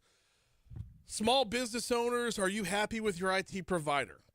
Would you be happier with an IT partner? Would you be happier with someone who handles your IT, who measures their success off of your success? Would you be happier with someone who's physically in town and you're not going to be left on an 800 number looking for service? You call them, you're going to get same-day response time if something goes wrong with your network. Would you be happier with someone who is up to date on all the latest on cybersecurity, all the latest on managing your network, and all the latest on getting to you should something go wrong? Also simplified billing, not nickel and diming you for every little thing that pops up along the way. It's a long-term relationship. It's not a long-distance relationship. Want to learn more? Visit 180pros.com, 180pros.com. All right, we saw yesterday, I believe it was, we saw a hearing for DCFS. Rebecca Harris getting a little beat up in the media as well as a result of it. Joins us now with just to have an open forum. Rebecca, good morning. How are you? Hey, good morning. Doing well. How are you? I'm doing very well as well. Walk us through the hearing before we get to anything else. Yes, so the new executive leadership team at DCFS had their confirmation hearings yesterday before the Senate Governmental Affairs body, and the leadership team included myself, the Deputy Secretary, Ms. Haley Williams, our Assistant Secretary for Child Welfare, Ms. Connie Guillory, the Assistant Secretary for Family Support, Mr. Charles Watkins, and our Undersecretary, Mr. Christopher Baum. So an entirely new leadership team here at DCFS. And let's walk through a few of the questions. What were y'all asked about? What were some of the responses? So a lot of the questions were related to what the department is doing differently. This current legislative session, there's been a lot of interest in the department, and particularly around fatalities, the children that we're losing in Louisiana that are reported to DCFS. And so there's been an intense focus from the legislature to address that issue, and we are in complete agreement with them on that. And so a lot of the questions that we received were related to how the department is going to act differently. And our response to that is really that we are focused on strengthening the front line of child protection and adding much more focus to prevention of child maltreatment. The more prevention work we do, the more likely that we are going to stop losing children in Louisiana. We're talking with Rebecca Harris from DCFS about what they've got going on.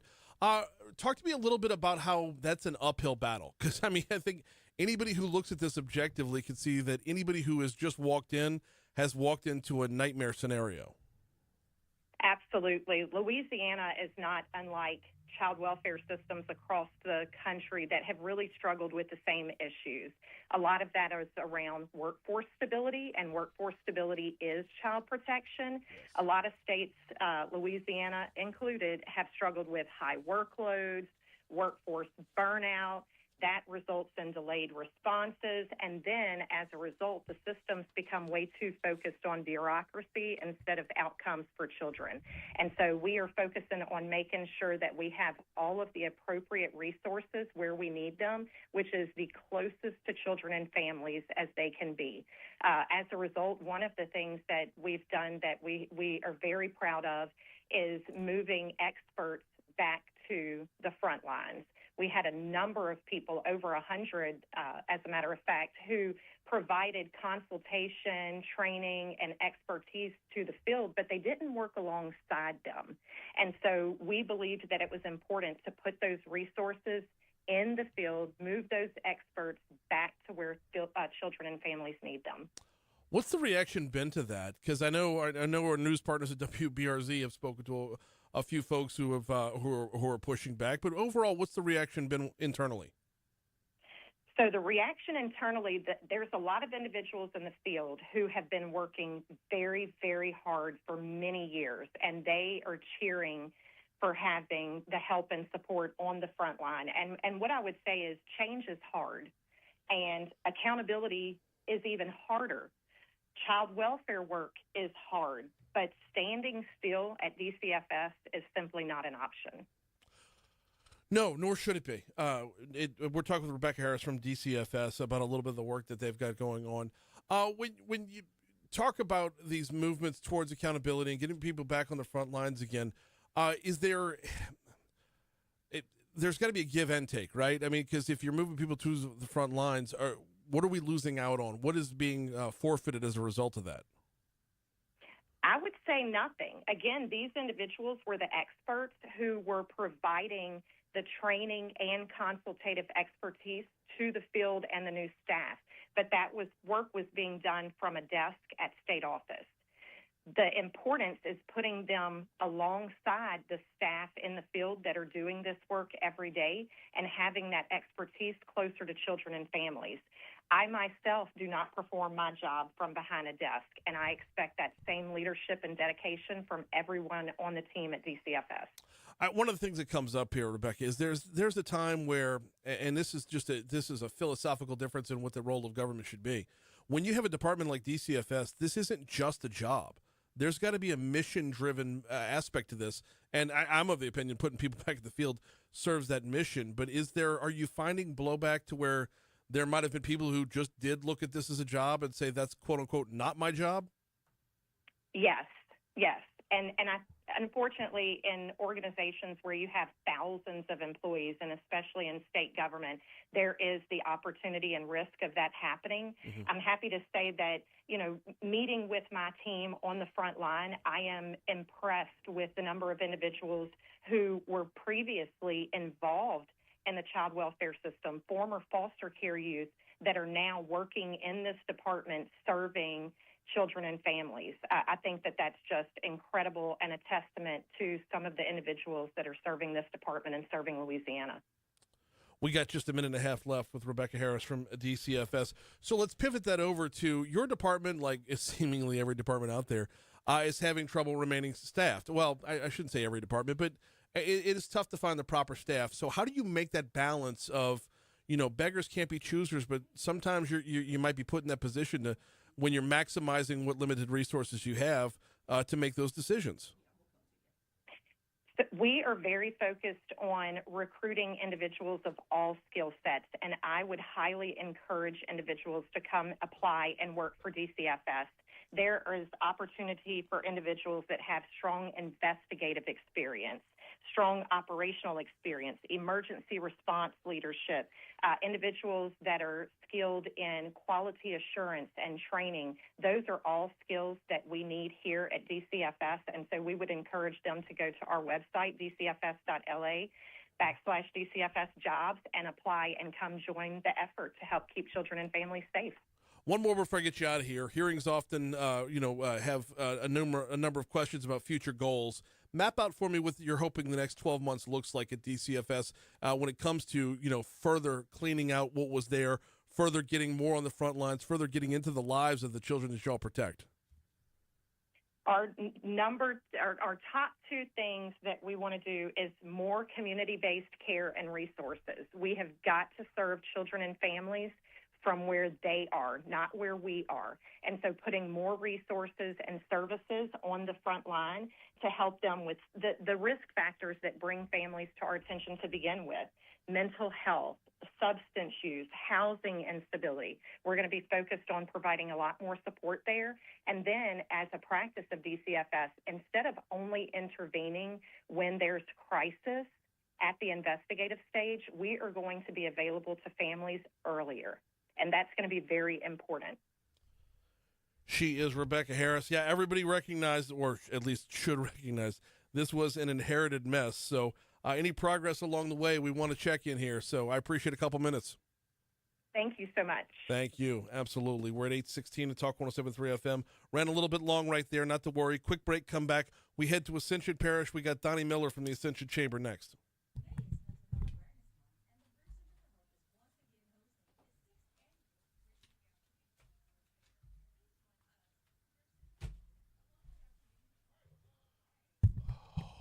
Yeah, she's got an impossible job. And I mean, I understand WBRZ's report. They went into an agency that has hundreds of people, and they found 4 people to bitch about it. And I don't want to rip on our news partners, but at the same time, though, it's fucking irresponsible. Yes, she does. Yeah. Mm-hmm. I'm sure.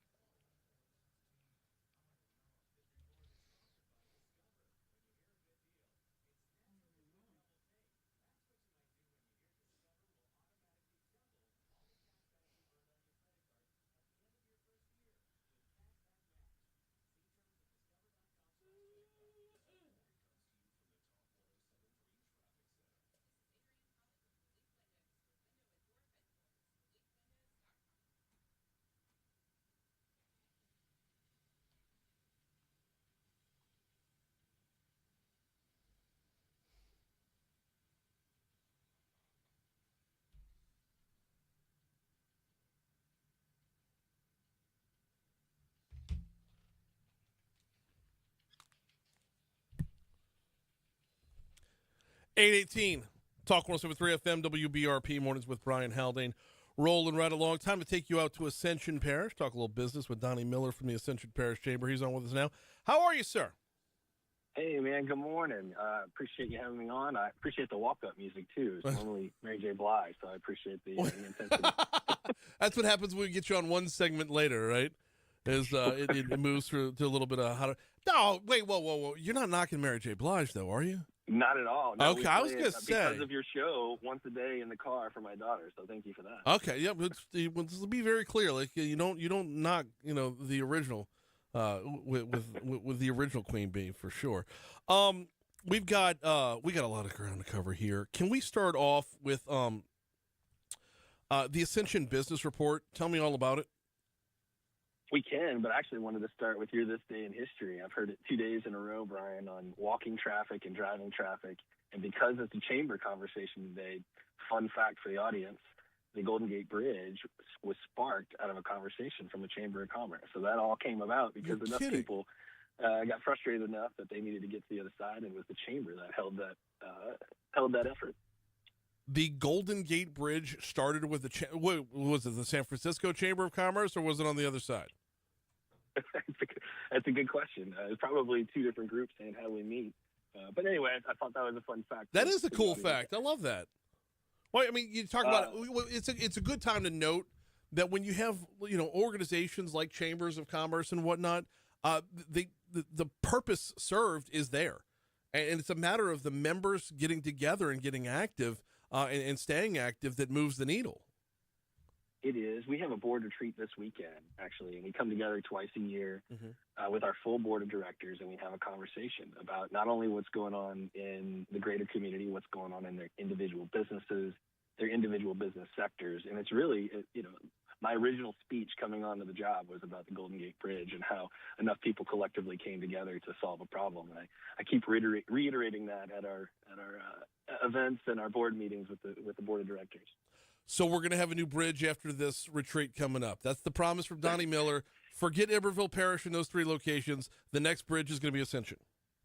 That's right. That's my promise. And that's then what you your promised? promise was that session was going to end a little early. I think I heard that earlier. Oh, man, just rumors spreading all over the place. We got Donnie Miller from the Ascension Chamber. Let's talk business. Let's talk business report real quick. As Ascension's been growing, conversations with Malaria Enterprises and, their leadership, Julio specifically, about how do we capture more market? How do we share more information about all the development that's coming in the region? And as we know, a lot of the investments come into Ascension Parish, and it was a no-brainer conversation. Malera and the Business Report jumped right on it and said, okay, let's put our toe in the water. So every Wednesday, similar to the daily report that comes out by email, the Business Report has now started an Ascension Business Report website and also a weekly email that's talking about all the activity, restaurants that are opening up, large businesses that are making moves, nonprofits. And it has over a 50% open rate already. So I'm excited that people have opted in and taken advantage of this. And of course, knowing me, I'm going to push for 2 days, 3 days, eventually till we get to a full week. Sure. No, absolutely. Well, why wouldn't you? It's, and yeah, I'm looking at it right now. If you're on the Business Report's website across the top where they say, where did it go? Oh, nuts. Okay, so I was on the Daily Report, and when it says newsletters, that's where it offers up the Ascension Business Report. We got Donnie Miller on with us, and yeah, it's a great outlet to be sure. But weekly, yeah, that does feel like it's lacking still. Well, it's just a toe in the water, and the open rate has really helped. And it was really kind of the organization to take this chance on expanding into the market, and it's just proven itself again and again. So I'm hoping we see continued growth, and look, I hope we see continued growth around the region. I mean, I'm selfish for Ascension, but we're seeing success all around the area. So I'm hopeful that it will continue to grow. We're talking with Donnie Miller from the Ascension Parish Chamber. Let's jump ahead to June, your member luncheon coming up in June. Tell me about the luncheon and who's the speaker. Yeah, all sorts of activity in June. But June 11th, we have our monthly luncheon. I estimate, a couple hundred people usually come to that. But I'm really excited for this month because we have Jonathan Grimes from the Arts Council of Greater Baton Rouge. And look, the Chamber focuses on really 4 pillars: infrastructure and transportation, small business entrepreneurship, workforce and talent, and of course, quality of life. And I feel like this really plays into that pillar for our organization, for our members. And look, the Arts Council, it plays a major role in supporting the region's creative economy. And I think that's something that we can lean into a little bit more in Ascension Parish. As our market continues to grow, I don't think it's something that we've really put a whole lot of effort into. And I think leaning on Jonathan and his organization's expertise can help spark that a little quicker. And he's been an extremely strong advocate for using arts and the culture as tools for community growth, but also workforce attraction and regional collaboration. So I'm excited. A lot of times we have speakers that are coming in and we're talking about insurance or we're talking about some sort of reform in a certain political arena. But this quality of life element really gets our membership excited. Last year we did something similar with Katie Pryor from the Film Commission, and it just brought a different dynamic to the industry sectors that are growing in our market. Well, so walk me through where we'll find the arts out in Ascension Parish. I mean, it's here in downtown Baton Rouge, I don't know that we look out that way very often, except maybe the occasional concert out of Lamar Dixon and you get some music. What else is offered? Yeah, there's a ton of programming that happens at the Pace Center. The Pace Center is kind of the newest, shiniest penny of event centers / community event buildings. But outside of that, that's why I'm excited for Jonathan to come talk, because he has a slew of ideas that he's interested in, his organization's interested in expanding into our market. So I would offer for your listeners, come check it out. Come listen firsthand and see what's about to happen in Ascension Parish. We got a couple minutes left with Donnie Miller from the Ascension Parish Chamber. All right, let's move over to workforce and talent development. You've got the Young Ascension Professionals. Tell me a little bit about what they've got going on. So again, in June, this is next week, we have a social. We tend to coin and label our young professional events as socials. It grabs them a little quicker. We typically have a group of about between 50 and 75 that come out to these events. Last month, we had about 250 come out for a giant crawfish boil. So the group is ever growing, but this session is going to be focused on young elected officials. I feel like it's fairly timely with elections going on and session wrapping up.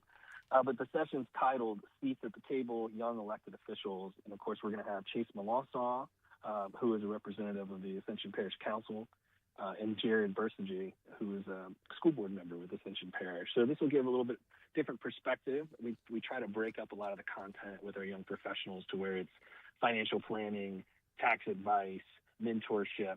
But this one's going to be really interesting on the elected official front. The you said June 3rd is when this one is? This one is June 3rd. Yeah. And, everyone talks about the brain drain in Louisiana. Yeah. We're really trying to create reasons for talented young professionals to stay, to connect, and build those roots here. And I know a lot of chambers and nonprofit organizations have these opportunities. We've just found a lot of traction in ours, and so much so that many of our other surrounding communities have reached out to try to partner with events through the rest of this year and into next year. So we're really seeing a collaborative effort, not just within the Ascension young professionals, but I would say young professionals across the region. What are some of the pain points for the young professionals out in Ascension? What are they looking for that they're lacking right now?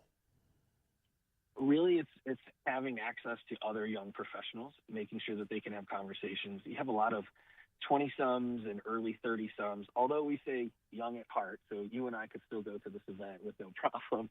But really, it's the networking aspect. And I find that with the chamber across the board, people are just anxious and excited to get together, and they need that excuse to get together. YAP does that. It really gives some guardrails for age ranges to have similar conversations. They're in similar scenarios within their careers, and all of them are hungry. I think that's what I really enjoy being in that room. They're all people that are ready to take the next step. They want to be in leadership, they want to be in management, and they want to grow within their careers. Talk about networking and the opportunity to get together. We're just a couple months away from the Small Business Expo. Tee it up for us. Yeah, so the Small Business Expo this month is a precursor to our large expo in August. And that expo last year brought in about 850 people. I'm anticipating north of 1,000 this year. But what we learned is, and this is probably a terrible joke, there were a lot of times I could lead a horse to water, but I couldn't really make him drink. And we had a lot of opportunities with our last expo where companies had booths, they had conversations, they collected business cards, but they didn't take that next step to execute. That's probably a difference between a salesperson and a non-salesperson. So this year, with our small business network, we're going to help companies have better conversations, coach them for stronger leads, and really helping them understand how do they set up their booth, how do they work the room, what are some practical insights of how to attract attention, engage in the right people, and really turn some of these interactions into real opportunities. That is next level. That is fantastic. I mean, on the one hand, it's next level. On the other hand, it's like you want to enhance the creativity of it, or this might open the door to more creativity from your traditional business expo if you give them the template and say just create from there. Exactly, and to see what some of the other organizations are doing before they walk in that room, and then not have to sit on the sidelines for a full year and go, oh man, I wish we would have done X. This way we're a couple of months in advance, and they can really prep for this expo. And the expo is going to have literally from drag cars, drag race cars, all the way to ambulances in there, but also our big petrochemical industry. We're going to have some breakout sessions on some technical information on energy and AI, and really, again, hammering home that opportunity to network with your entire community. Give us the website if anybody wants to sign up or learn more. We're ascensionchamber.com. There's an events tab at the very top. And it lists every single event that's coming up, some that are open, some that are not, but we've opened everything up through August. So anticipate not only that, but golf tournaments and sporting clay tournaments and bowling tournaments and runs. We are packed for the second half of the year. All opportunities for those young professionals to network, oh, by the way. Donnie Miller, greatly appreciate the time as always, man. Talk to you soon. Likewise. Thanks, Brian. Thank you. Here's news.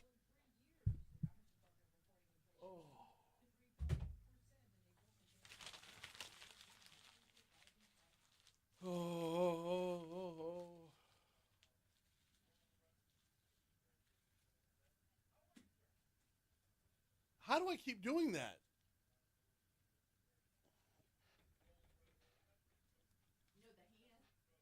There we go. The hand I was thinking of was like, because when you're talking, you'll. Oh, yeah. You were like the. Yeah, I don't do. You every blue moon you'll do that. Like when you have something good to jump in. Yeah. Well, that's actually the picture that's down in the hallway. Believe it or not. Yes, where you're. Yeah. So you should do this. Now, okay. Now that I recognize, now I know what you're talking about. Like the finger. You were like, I only do that.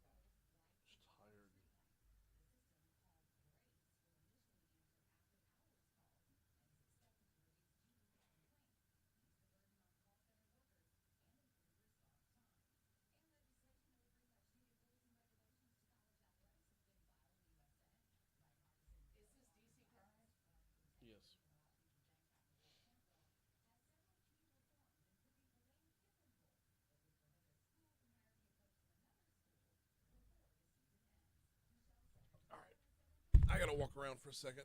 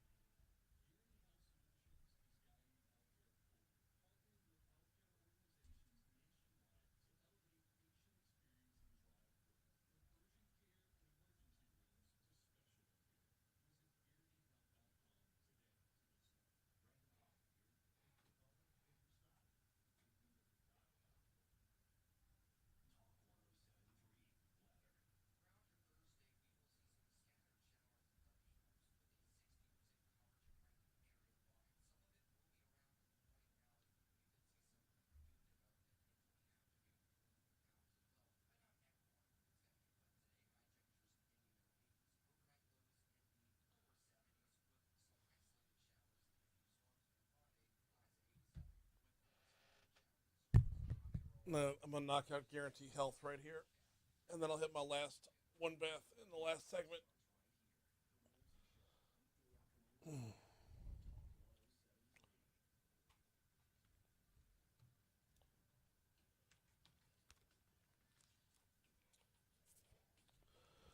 837 Talk 1073 FM, WBRP, mornings with Brian Haldane, rolling right along. Give me a quick 60 seconds to tell you about Guarantee Health Solutions. GuaranteeHealth.com is the website. GuaranteeHealth.com, bridging the gap between healthcare and hospitality. If you own or work in a medical office, don't care what kind of medical office, this is applicable just about everywhere in in any medical field out there. If you own or work in a medical office, you might want to take a look at the back of the house versus the front of the house. How's your relationship with your patients? How's your bedside manner? And how is that bedside manner translating to your relationship with growing your more business? Your relationship, your current relationship with your patients, is it spinning into better relationships, bigger relationships, more people coming through the door? If you want to learn more, Guarantee Health Solutions has built out a 4-pillar program that can help you out regardless of the size of your medical office. It is built to scale, y'all. This is an idea that was born out of experience, believe it or not. Rachel Fricke is the president and founder of Guarantee Health. She has taken a few life experiences and molded them into a way to help you better serve your patients, you better run your office. If you want to learn more about the 4-Pillar program, guaranteehealth.com. Time now for DC Current, presented by LABI.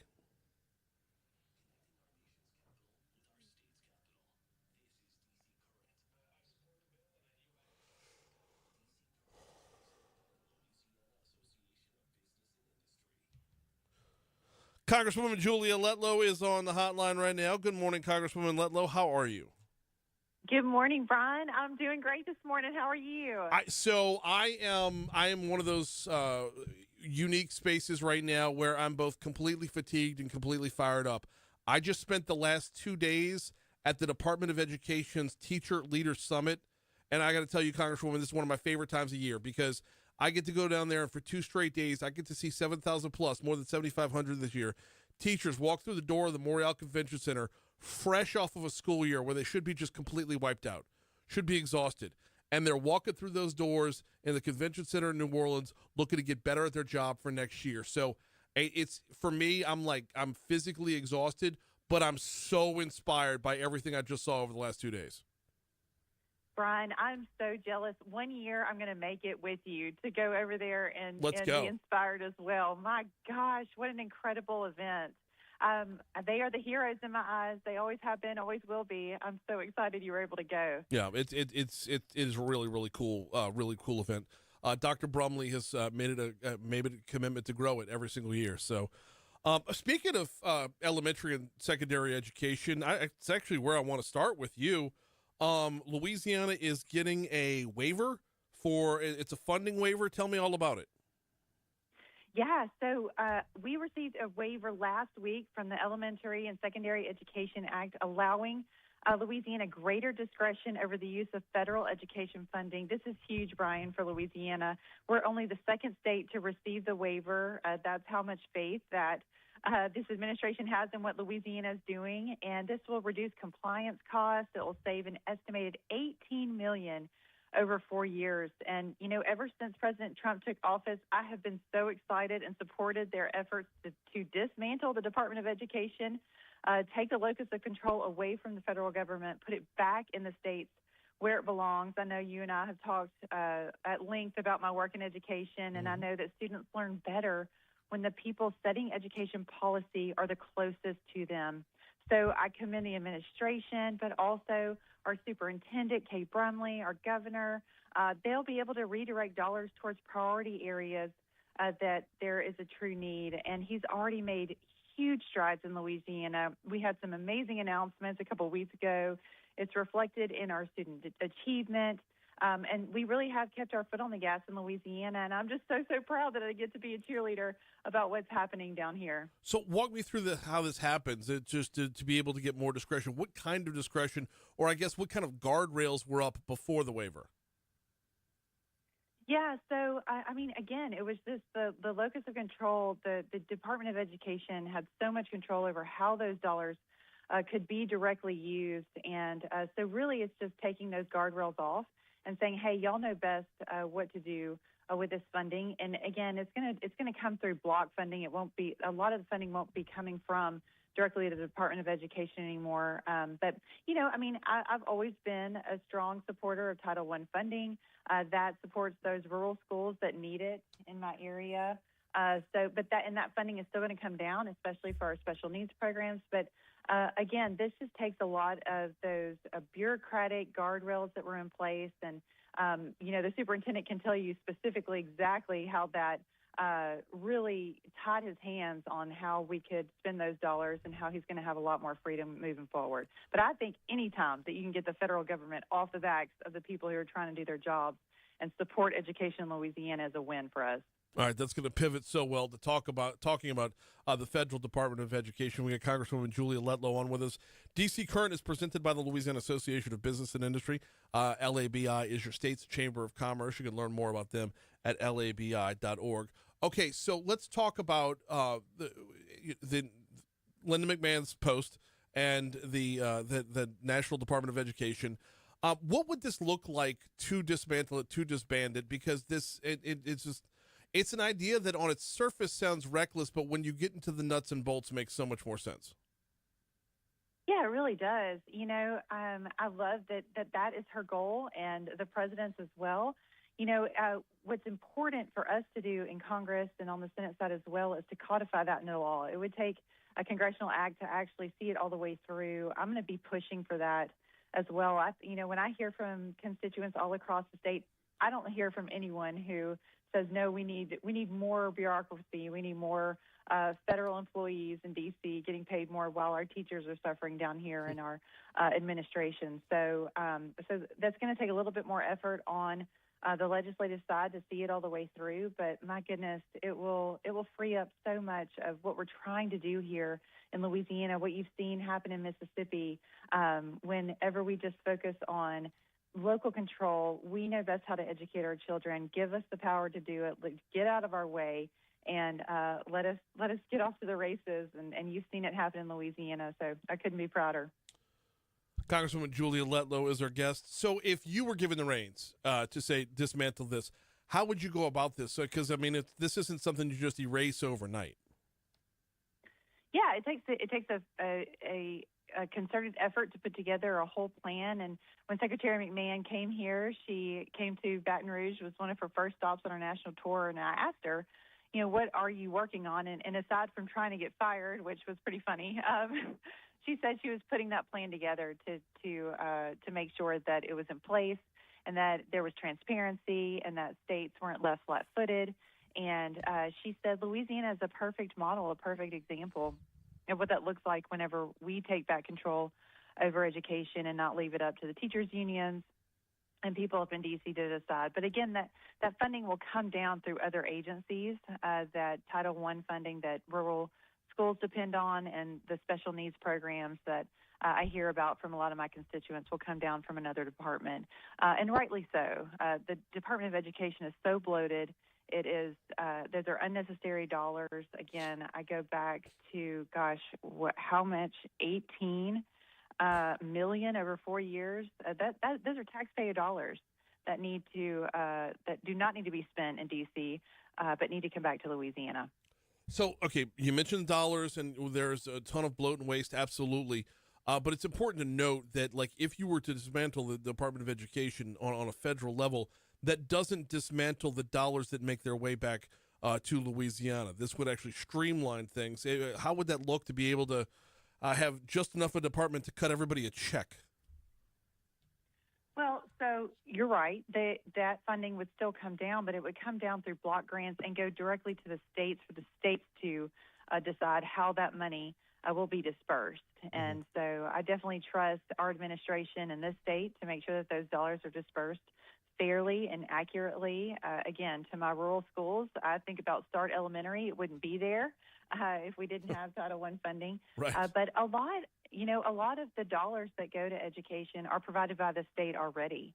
So again, that funding will still come down, but it will be through block grants dispersed by the states. We got Congresswoman Julia Letlow on with us for a couple more minutes. This is DC Current, of course, presented by the Louisiana Association of Business and Industry. Congresswoman, I'm just now realizing, is this your first time back on since the election? It is. Good yes, Lord, what took so long? I know. I said, I've got to get back in a regular rhythm with Brian. Seriously. So. Yes. Well, since it is your first time back on since then, let's recap. It's not too much time removed since, but talk to me a little bit about the feeling that night and the response since, the momentum since. Oh, it was an incredible night. It went I'll treasure forever, and I'm so incredibly honored to be in the runoff, and we are working so hard, Brian. 29 days left. We're going to leave it all out on the field.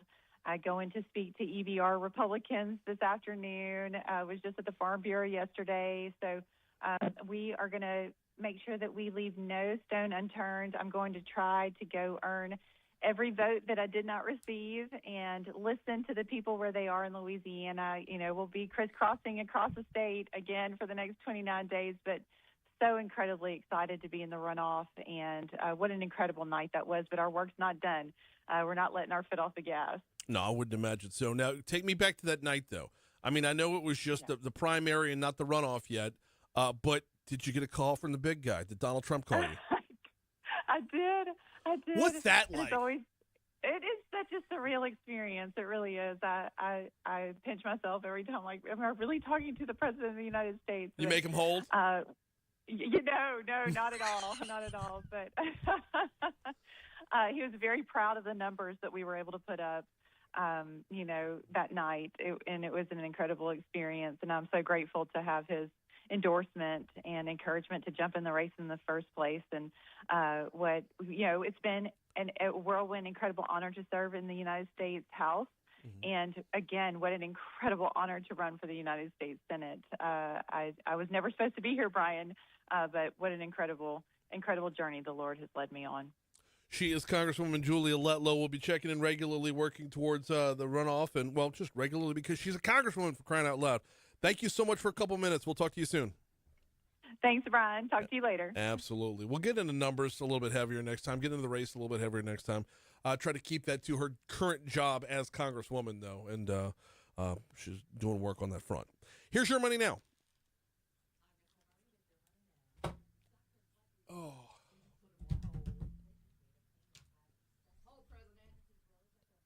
Please hold.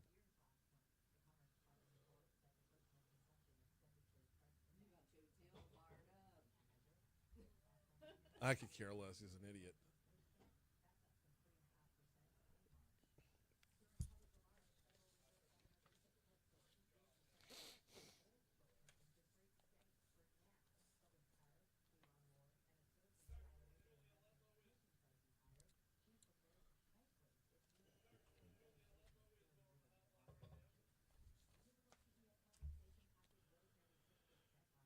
He's a good example of the question I was asking about John Fleming's support. I can tell you right now, Fleming's support, right?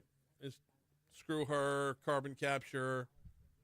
It's fair game to bring a spouse into play in a campaign, unless it's my candidate's spouse. Screw everybody else. The rules don't apply when it's my candidate. I'm sure that's where he's at right now.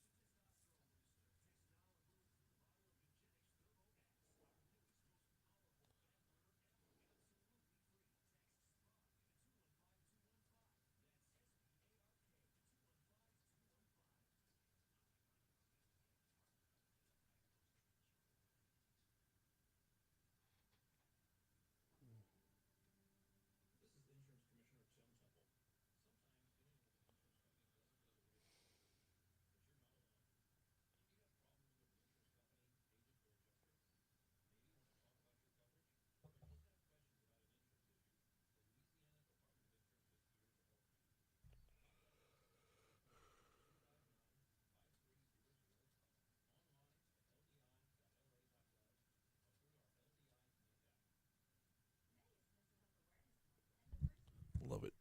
Joe says she is so fake. Hey, Joe, go check out the billboard on I-10 as it moves over to 110. Then tell me who's fake. Brian. What? Just saying. Treasurer, where were you when that picture was taken? Well, I don't know. He won't interview with us. I know.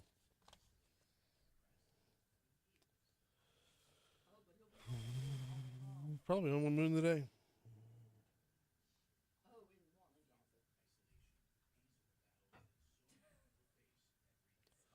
Bill Cassidy spent way too much money on Walton Johnson. I would like to go back to Bill Cassidy's people and like they lost that election for him. Where his media money was spent, and a lot of it was spent, was piss poor. Piss poor. If I were in control of his media dollars, I could have gotten him 5%. and 5% would have been enough to get him in the runoff. Do what? Yeah. Well, but I mean, we know who does that, but like this was a matter of when you spend $10,000 a month on a show that craps on you through their content and then cashes your check, your 60-second ad is not going to resonate. Now, if you remove your money from that show and move it over to another show that doesn't talk about politics at all, and then drops your 60-second ad, you have a chance. You have a fighting chance.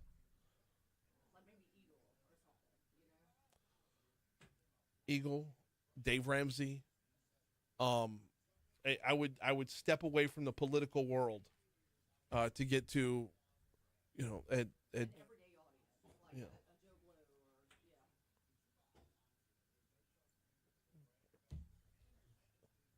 I would sponsor every business podcast out there.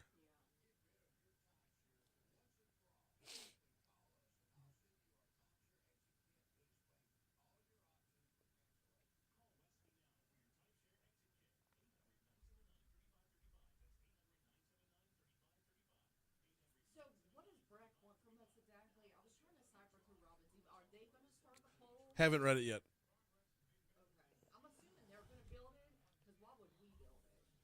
Bill, I don't know what you're talking about. Basically, with the election coming up, they want to take listener-submitted questions, not on air, but on a... Okay. On a, like a Survey Monkey, you know what I'm saying, like a digital platform. And then Janet and Maurice will read about it. Okay. Yeah, well, they need to get back to addressing issues and not the interviews. They've been funneling 2 interviews through a week, which is, it fills up the content, but I don't know that it addresses. It's a good idea. I would rather see that happen.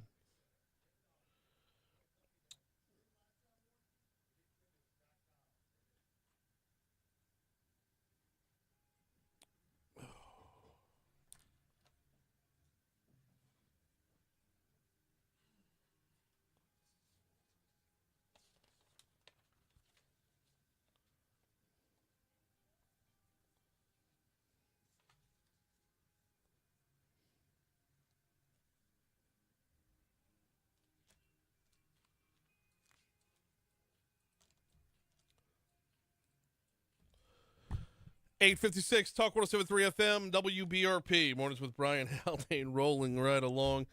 Can you grab 4, 5, and 6 real quick? I didn't write it down on the rundown. I apologize for that. Just got back from New Orleans. I was at the Teacher Leader Summit, and I can tell y'all, like, on 2 different occasions on Tuesday, I walked down to the riverfront. And I know the convention center's on the riverfront, but if you're familiar with New Orleans' riverfront, you know it's kind of sectional, right? You got the convention center, you got the Riverwalk, you got the Spanish Plaza, then you got Waldenberg Park further down. Oh, you get the aquarium in there as well. But it was, I ended up walking 12 miles on Tuesday. It's ridiculous. I know, but although I just wanted to go see the tall ships, and I got nothing. Got nothing. And didn't you go the other way? You walked a certain way and then walked all the way back. Well, you got to walk back. Well, you can't get back to your hotel. That's, I mean, just to see the ship you couldn't see. So yeah, I went after the show on Tuesday, and then again Tuesday evening, thinking the Sail 250 starts on Wednesday. Somebody's got to be here Tuesday night. Nope, not the case. And then Wednesday was just too jammed up. It just said you get done with the show, got to get out of town, got to get back into town. I had a lunch to get to on the West Bank. So, and didn't see him as I crossed the river either. Dang it. Going over the Crescent City connection. Well, that's never going to change with me. Anyway, didn't see him there either because, you had so much traffic. You don't want to be craning your neck while you're on a big bridge. So, I missed out on all the tall ships. You heard it in our news with Michelle Southern. Mark Romig with the Sail 250 host committee says the largest ever flotilla of tall ships got to the port of New Orleans. Well, he says this morning. Go ahead, 4. We have 12 ships coming into the port of New Orleans. We have both tall ships and military vessels, or gray hulls, as they're referred to. The boats represent not just the U.S., but several other countries from around the world that are just going to be in town this week. Countries are represented include Sweden, Peru, Chile, Colombia, Argentina, Uruguay, the United Kingdom, the Netherlands, and we'll have representatives from the U.S. Navy and the U.S. Coast Guard. So they'll be at various locations throughout the riverfront all weekend long. Romick says the best thing is it won't cost you a dime, even if you want to climb on board. All the ship tours are free, open to the public. No tickets are necessary, and the tours will run through Sunday. You know, I tell you, I might get back down there. I got to find a way. I got to bring James. That's beautiful. It's a piece of history. It is, Yeah. and this is why it's so compelling. Is it's American history, but it's we have the river. I'm like a complete romantic about the river. The river that built this nation, the river that gives us life, the river that gives us death. Everything that Mark Twain ever wrote about the river, like that is. I'm compelled by that. I'm such a river nerd. So I don't know. I gotta get back down there. Shoot, that's gonna do it for us. I had two more things I wanted to get to. We'll get to them tomorrow. Right now, we got to get out. Moon Griffon is next. We'll see you later.